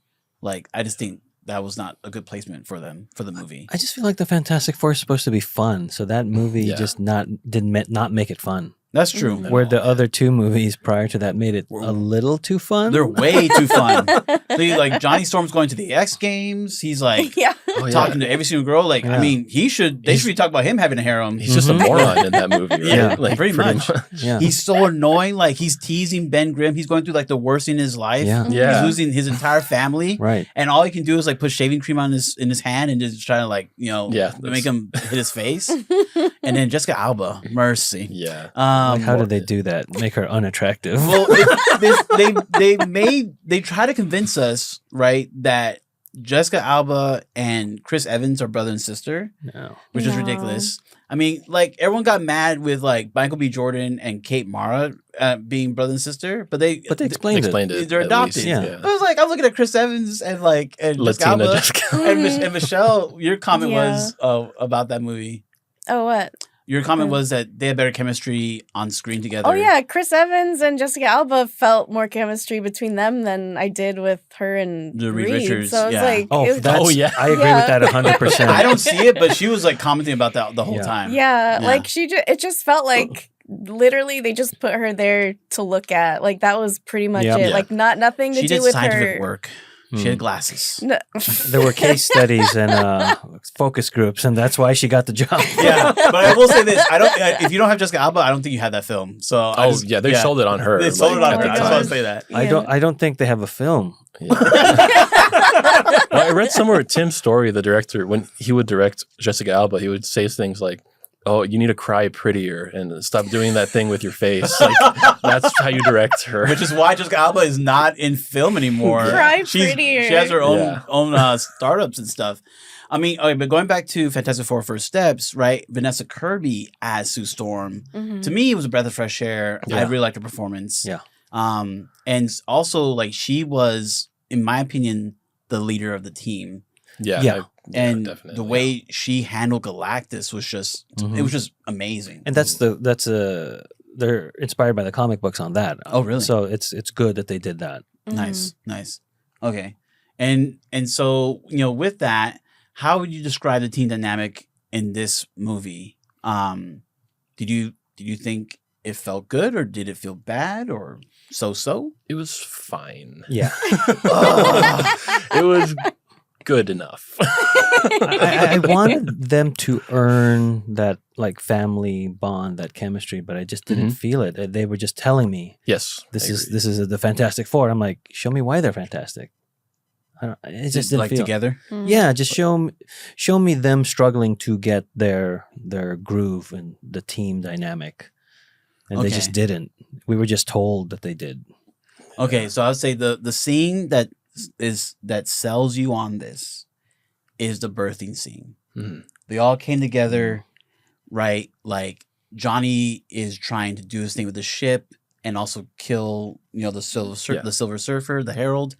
Ben is the one who actually catches Baby Franklin and snips the umbilical cord. Yeah. Obviously, Miss Fantastic is right there holding her down, and then she's birthing the child, and they're all coming together, even though she's like half naked. It's not weird and awkward because they are a family, they are a team. They've been together, they've been through the thick and thin to bring this child in and to protect this child as it takes its first breaths. Like, That was by far my favorite scene of the movie. yeah, Like, it was. that- Yeah, sorry, my No, bad. sorry. I was just gonna go ahead. I was gonna say much. Oh yeah, I was just gonna say it was just such a beautiful scene. It reminded me a little bit of the birth of the main character from the Star Trek 09 movie. Oh, when they go through that kind of tragic birthing. Yeah. The captain's name, I forget his name. Kirk. Oh, Kirk's. Kirk's birth. Yeah. And his dad gives up the sacrifice. It kind That's of right. gave me that same kind of vibe where like they were all like moving this ship and trying to get away from the Herald to keep Baby Franklin away from Galactus and also like try to keep Sue Storm like healthy and saved. And then it was reciprocated by Sue Storm by seeing, hey, my family's down and out. I still got to save Baby Franklin. We're still dealing with Galactus. And she just literally gave her heart. She had like a John Henry moment and died on the battlefield for her family. Yeah. I just thought that was beautiful. Which is why it's a better film than Superman. So giving birth in space, number one, there's going to be a lot more fluids floating around in that True. area. So That's fair. to me, I was like, it took me out. I'm sorry. That just took me out. It didn't was a think very about that at clean all. birth. Very clean. Yeah, there was Yeah. no poop flying or anything. Nothing. Yeah. That's fair. I honestly was like looking for it, and I didn't see Bring any the of it. poop cut now. No, I'm serious. Well, also- we get to see the poop deleted scene, the toast deleted scene. Also, seriously speaking, when Reed Richards says, we need gravity for you to push, Yeah, they just said that and they didn't fix that. that's fair. That's true. That's fair. I wanted him to be like, we need to go closer to a planet or we need to spin the ship to create gravity. Oh, that's good. And like, they're telling Reed Richards is supposed to be the smartest man in the DC MCU. Marvel universe. Mhm. Yeah, or Marvel. Yeah. So he never did any science. He mimicked science. So that's my problem, is that he was writing things on chalkboard. He was speaking technobabble, but he never like figured anything out. Hmm. Oh, I want to add to that a little bit. okay. Like, and that's another thing about Reed Richards that I just wasn't really sold by, was him being, the smartest man on the universe. in the universe, just because like we've had like 5 of those in the MCU. It's like what We've had 5? It's like what Well, Tony Tony Stark is like the smartest guy. He invents time travel. You Okay, know, that's one. you have like we Bruce. got one. You know, Bruce Banner is also like super intelligent. That's You know, 2. Shuri from Black Panther. Oh, Yes, she's 3. also smarter than all of them. It's like all these characters are super geniuses. So this one, who is like the leader from Captain America 4, the smartest villain ever, whose the plans leader. don't work. Okay, that's 4. That's 4. You said there's 5 And more. now we have Pedro Pascal. Okay. No, I'm just saying, like, You when got 5. we've had all of these genius characters, it makes the smartest one not feel as special. Yeah. Once we That's finally fair. got to him. After we've seen Shuri, to be honest, Yeah. like Shuri and Yeah. Iron Man, like you said, he invented time travel. Like, Yeah. Well, he invented his Iron Man suit, Mark 1. I'm like, yeah. I the needed cave. With a box of scraps. I needed to see that moment with Reed Richards in this movie, and I That's didn't. fair. I didn't have it. That's fair. And we also have Ironheart too, you know, as Mhm. well. Oh, yeah, so, right. She's yeah. also like one of the Mhm. smartest. So I guess the only way I defend it is that he gave us teleportation. That's true, actually. He But- But did. we didn't see him figure it out. Yes, Yeah. we didn't see him. Yeah. He'd Like already it didn't figured it work. out. How do I make this work? We didn't see that. That's it fair. just worked. And then also he had a scanner that he built to detect Franklin's genetics, like super genetics, but he actually his No. scanner never worked, and so Galactus had to tell him that your baby is hiding from you their Mhm. powers. And it was a good plot moment where he's like, "I don't need this anymore. You're going to tell me who you are." I love that moment. I like that moment too. But it sacrificed Reed Richards' intelligence Hmm. by doing that.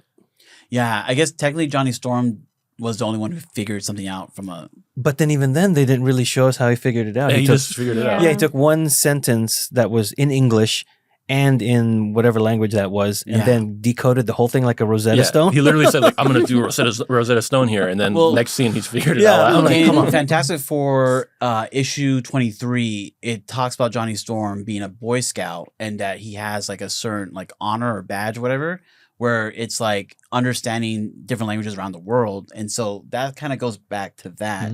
So I'm honestly making all that up. Yeah. when you, But I'm like, when you you, need when to you tell pull us that in the movie. when you pull that number out, I'm like, this is for real? Like, No, okay, you're right. You got some flaws. You got some flaws in the movie. I will say though, like I did like that they made him intelligent, Johnny Storm. Yeah. You No, know? after watching the 2000s, like as soon as I saw him, I was like, I miss Chris Evans. And then 30 minutes in, I'm glad we didn't got him. Yeah, like, and because I saw this movie twice. The first time I saw it, I wasn't impressed by Johnny Storm at all. Mostly, a big part of it was the humor in the movie. None of it landed for me really. It wasn't. fair. I didn't think it was bad humor. It was just safe. I don't think Joseph Quinn's timing was great. Yeah, he had a couple moments that made me like smile. Yeah. Nothing made me laugh. Also, like his body isn't up to par as Chris Evans. Yeah, well, sure. It's just It like was. when they would do scenes, Right. they did butt shot scenes, and he didn't Yeah. have anything there, and it's just like I'm being superficial, but that is something that's important for superhero films, and I just think he didn't look good enough in the role. I just think it's something that he has to Okay. build into, do some more leg workouts. So I'm saying, work out your glutes. Yeah, don't forget leg day. Yes. Well, sorry, you're saying more about Joseph Quinn. Yeah, but like on the rewatch, I did appreciate that it was a little more restrained with the humor, even if it wasn't funny. I was like, you know what? Even though I like James Gunn's humor more, especially in Superman, I wouldn't want to see that necessarily in this movie. I feel like it would have maybe been a little bit clashy tonally, but I still found most of the comedy kind of whatever in the movie. I agree. I think it was a lot more about being endearing Yeah. with Joseph Quinn's Johnny Storm, like when he would keep rubbing Herbie's head Mm-hmm. and just Herbie would be like, "Arr," No, you that's know, true. like it was just moments like, oh, that's sweet. I mean, honestly, let's talk about Herbie. Like the best character out of both these films. Oh yeah. Right? Well, like, okay, Mr. this Terrific, film. Mr. Terrific, and then Herbie. I mean, I'm sorry. I got nothing out of Herbie, man. are you serious? I know. I He's was the coolest robot. like, I kept hearing that from other people, and I'm like, really? I don't even remember that many scenes with him in the movie. I mean, him like baby proofing the house was fun. Yeah, yeah, like that that, was that cool. was a good scene. So many montages in this movie. Yeah. It's That's weird. true. Yeah. There It's- was. That's why that shortcut it doesn't do it for me. Hmm.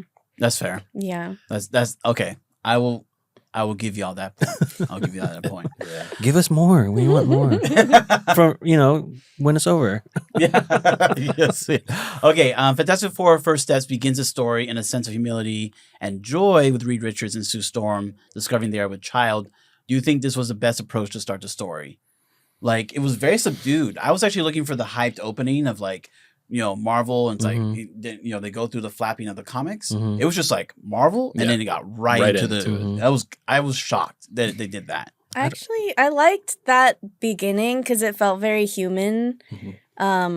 It felt really relatable, like the husband not knowing where anything is and the wife having to explain where the things are. I feel attacked. No, but it's very real. It's not like this like superficial relationship. It's like the way that it made me feel is like this is an actual couple, and that's their dynamic. And even though he might be the smartest guy ever, like he doesn't know where stuff is in his own house, and like it's funny to me, but it was really humanizing, I guess, of the characters, which I appreciated, and it helped me to ease into the whole world that they're giving to me later on, because I felt like I was grounded at the very start of the film. True. So when everything else happened, like her finding out she's pregnant and like just going through the pregnancy and then having the baby and then like her being saved by the baby at the end, I felt like it meant more because it started that way. Yeah. So I thought that was a positive for me. Completely agree. Two things out of that. Sue Storm didn't wash her hands when she left the restroom and no, I'm serious. It's true. That grossed me out both times of watching in the film in the theater. That was really disgusting. If I was Reed Richards, I'd be like, did you wash your hands? I'm just saying. The second thing is, okay, just a fun little question. Reed Richards and Sue Storm as a couple in this movie, Fantastic Four, or Clark and Lois in James Gunn's Superman. Which couple did you like better? Lois and Clark. Yeah. Okay.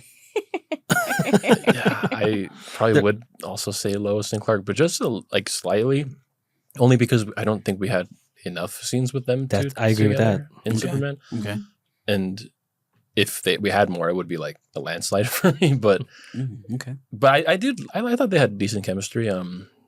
Fantastic Four. What are they called? Sue and Reed. Sue and Reed. Yeah. Pedro and Vanessa. Yeah. Yeah. I thought they were fine together. It's just nothing really like grabbed me the entire time. Okay. I think for me, Reed Richards is not realized in live action yet. I think that's what makes it bad for me. Okay. Because Sue is great. But every like Ewan Gruffudd and the other guy, is it Miles Teller? Miles Teller, yeah. Oh yeah, Miles Teller. I'm like, that's not Reed Richards to me. No, that was not good Reed Richards. Yeah. I agree with that. Yeah. So, but you didn't like Pedro Pascal's Reed Richards, or you just didn't like how they used him in this movie? I think I don't like how they used him. I like him, but they are sacrificing his intelligence for other plot story things, and that's what I don't like. Would you have rather have had John Krasinski as Reed Richards in the same script? Yes, I still think I wouldn't like Krasinski. It's the script that I have a problem with, not the actor. I think that's fair. Michelle, which couple did you like more? That's a tough one because I like they're at two different stages in their relationship. Yes. The two couples. One isn't even a couple technically. True.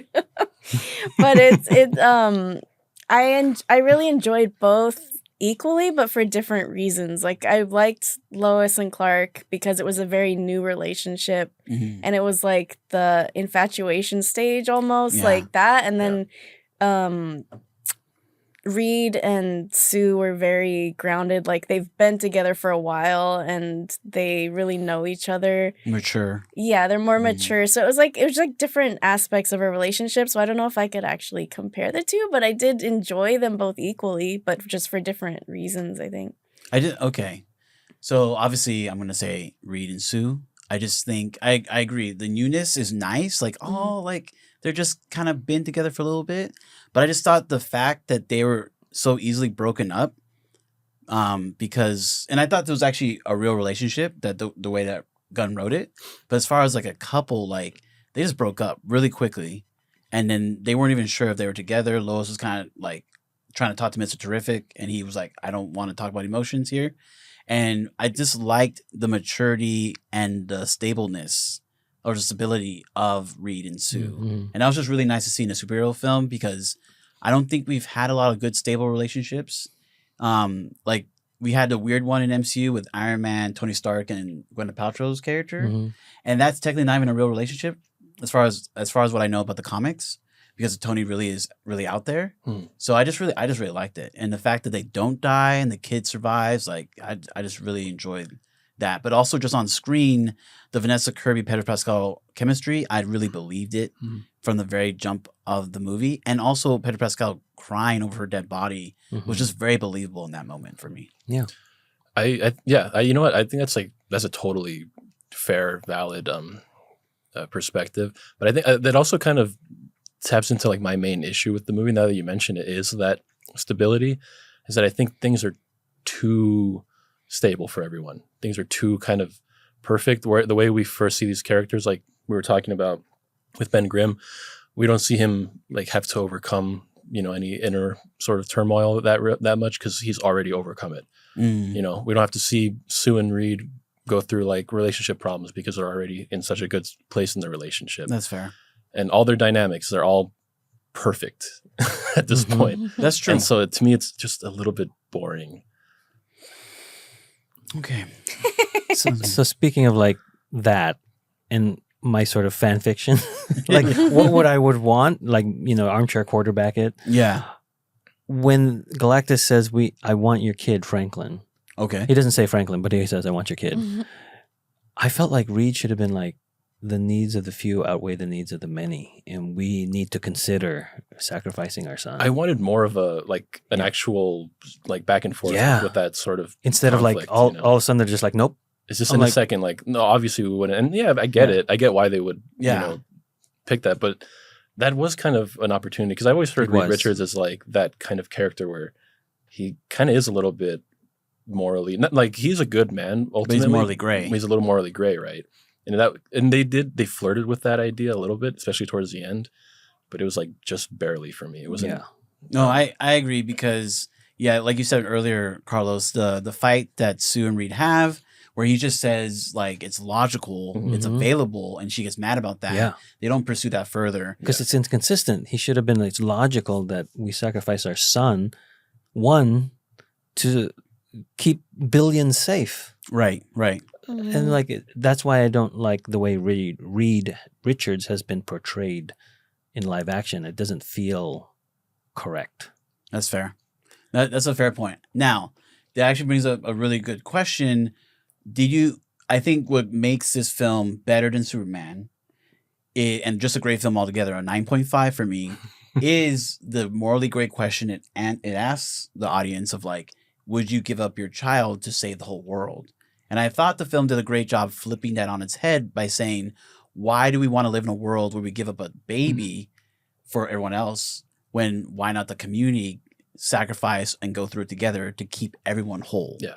And I really like that, because there has been this dichotomy of like, Western morals versus Eastern morals. I go back to Crazy Rich Asians, where it's like individualism versus community, or like the village mindset. And so it's usually been on the side of like anti-individualism here. But I thought the flip was, it's not really about individualism. It's just a greater look at it of saying, yeah, the village would, if there was a choice by the individual itself, then yeah, they can make the choice to sacrifice themselves. But if this is a helpless innocent, we actually want to protect them, even though it means we could all die. I really like that aspect of it. No, actually, I agree too. It's just, I guess I wish that they had discussed that like more in the movie. Yeah. No, I agree. I wanted more time to debate that issue. Yeah. But like imagine if they had like a debate scene. Yeah. Now that gets into like episode 1 politics, where maybe people don't want to see that. Sure. But I love seeing that kind of stuff. I think it's an interesting No, I think it would have worked in Fantastic Four First Steps. Yeah. And that's why I'm a little down on it, because I could see the potential. Agreed. But it wasn't there for me. Got you. But you see the potential, so it's not a 10, but it's a 9 now. No, not yet. Okay. So I wanted to ask, like, what did you guys think of that specific world? Or are we going to talk about that later? The art design, isolated universe, or whatever, 828? 828? No, let's talk about it. I thought it was kind of funny that, because, this world, is a world where they're the only heroes on this planet, right? Yes. And to me, I kind of get the vibe that they feel like this planet's parents Yeah, that's true. It felt to me like, how are these people doing anything without the Fantastic Four? Yeah. They're like every time they did something, they're like, "Yay!" Yeah, It's like a baby's coming, yay! And that's why I wanted to see more of that world. Like, how did they Yeah. get to where they were? when They must have been in a started? real bad place. Yeah. Like Because before, yeah, right. they have flying cars and other things that Yeah. we don't have in the MCU proper. Right, Or right. MCU Prime, whatever you want to call it. Yeah, 616. Yeah.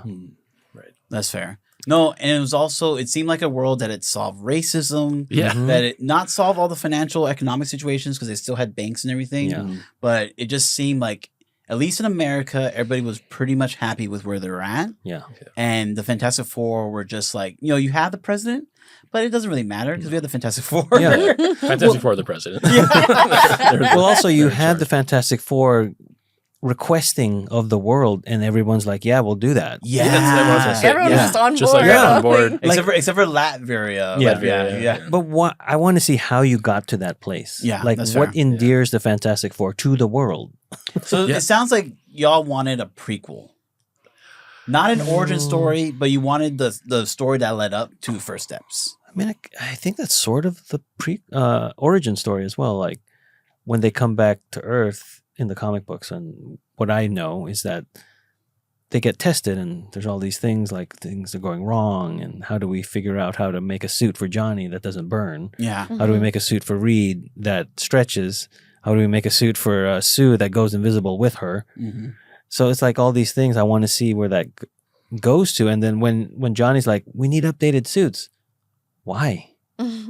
And then we never show Reed working on them. Yeah, they just show up. Yeah. A lot just okay. A lot of stuff just shows up. Like Yes. the baby cribs just show up. Yeah. The machines just show up. The teleportation stuff shows up. But they did build the bridges. I'm curious where they're if they're gonna use that.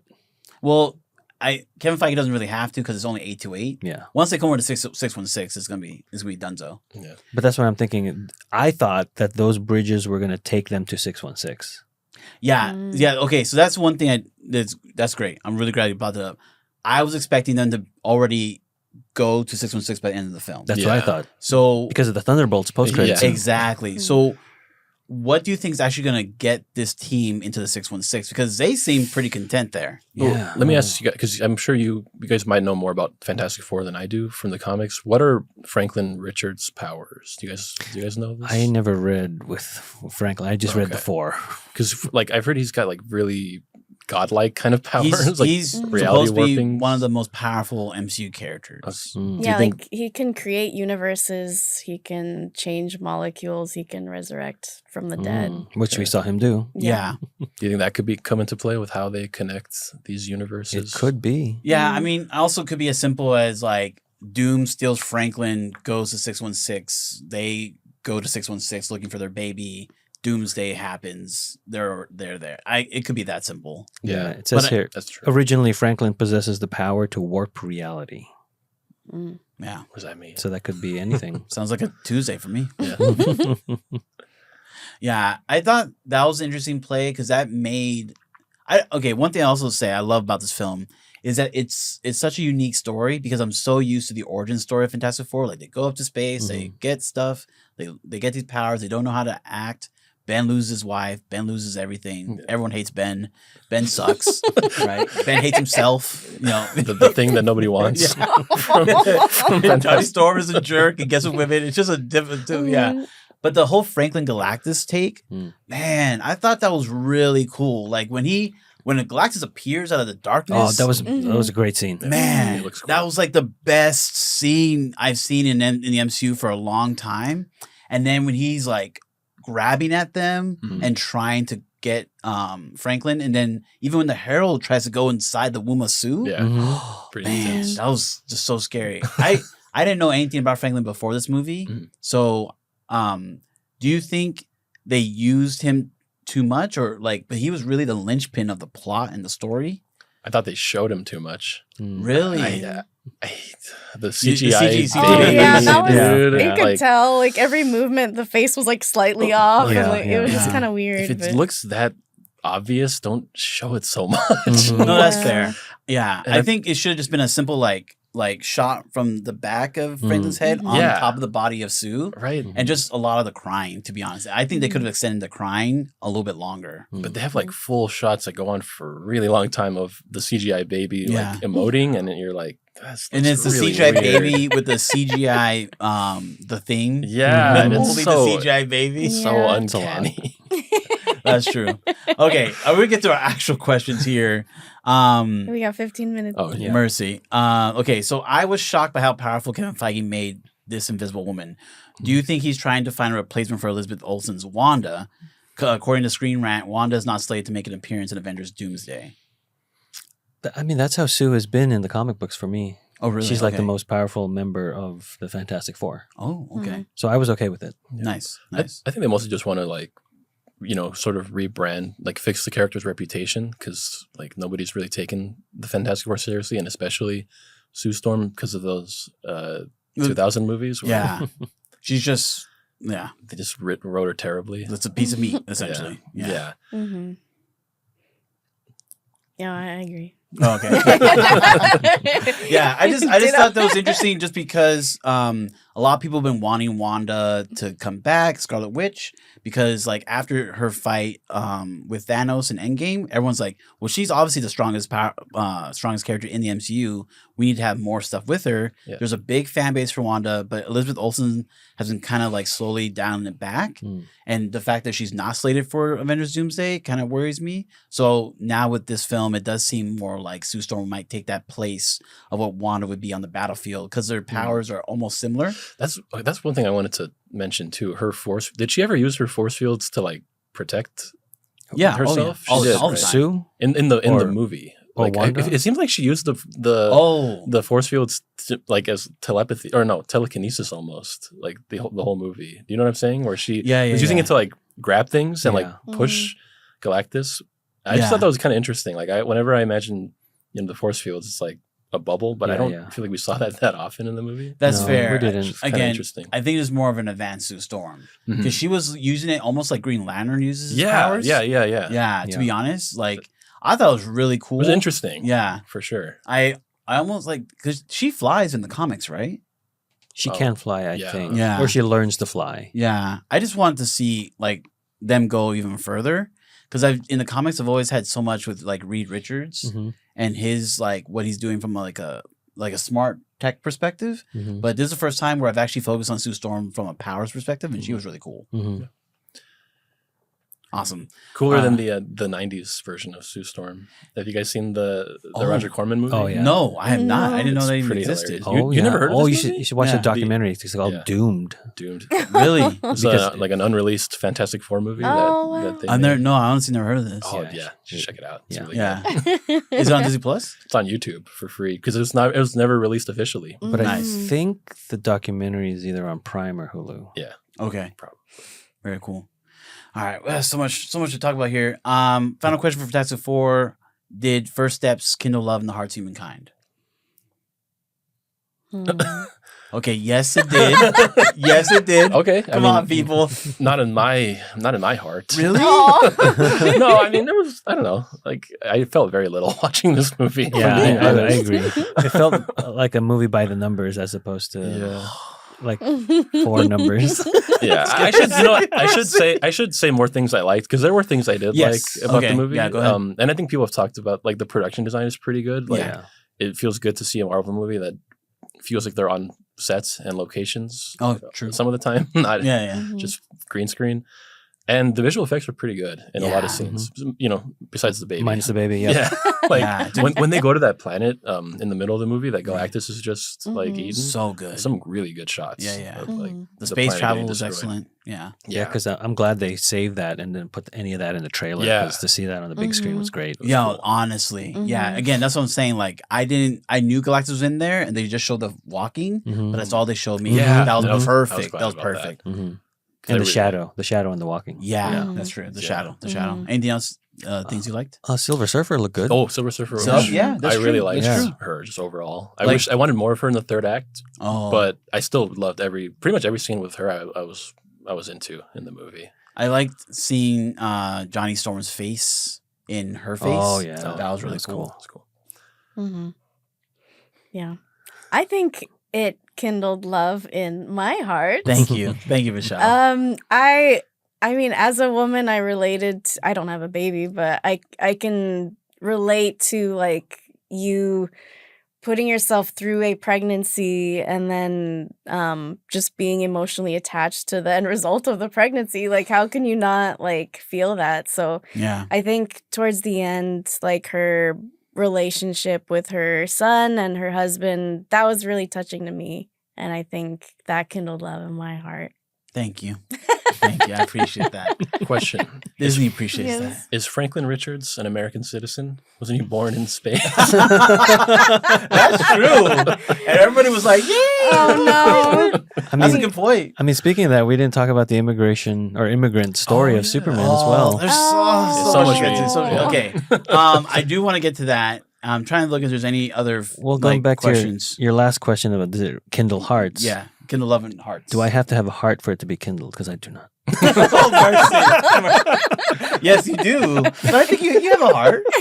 I'm just kidding. Okay. Well, let's go back. Okay. Final ratings for Fantastic Four, though. Mm-hmm. Mine is still 9. Okay. I'm bringing it down to a 9 Okay. because you guys did bring up some flaws. Reed Richards not doing enough technical stuff and like seeing him make breakthroughs Mhm. and not, I guess, like not seeing more family dynamic stuff and the comedy not Yeah. really being there for Johnny Storm. I just didn't really connect overall with the movie, Yeah. like what it was going for. Okay. I still think it's a 9. So technically, I think it's at the same rating I have as Superman. Mm-hmm. Anyone else want to change their ratings from before? I'm pretty set on the numbers I gave. Yeah. I'm looking over here on this side of the room. 5s? I mean, Are you sure? I don't hate the movie. Let me put it Yeah. that way. No. Yeah, there's no hate. No. That's why I gave it a 5 because I'm very in the middle. Okay. Yeah, I still feel 5. Like, I don't feel any urge to revisit it. And like Yeah. when When Superman ended, I was like, roll it again. like even Thunderbolts. I've only seen Thunderbolts the one time, but I would watch it again. I Mhm. would Over look- Fantastic Steps or First Steps? Yeah, Yeah. yeah, I would. And I think I gave that one like a 6 out of 10. Hmm.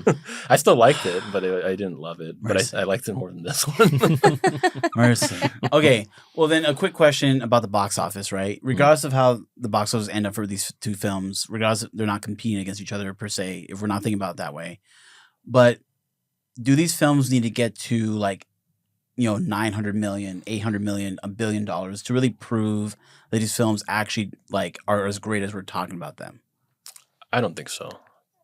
I think time is the real factor, not money, because you have films that are cult classics that bombed, like Princess Bride bombed at the box office initially, but home movie and VHS rentals propelled it into cult status. So I think time is really the measurement of a successful film.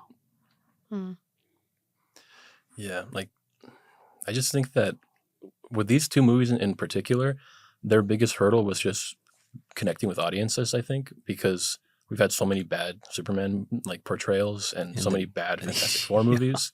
So as long as they made a movie that audiences liked, I think that was the main goal that they wanted to achieve. And especially with like DC, and well, both of them honestly, because DC's starting a new universe out of this terrible one from before.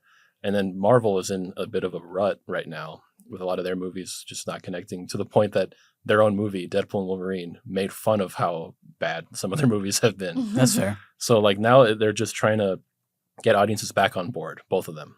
And I think that they're pretty much succeeding, both of them. It's like I just see positive word of mouth from both of these movies pretty much. And like most of the negative stuff is, people who I wouldn't really have expected to like them anyway. Okay. That's fair. I think like both these films are building to something even greater, to maybe $1 billion film, right? So like obviously Fantastic Four is building to Avengers Doomsday, and then Superman eventually will, maybe the first Justice League movie, those films will make the $1 billion.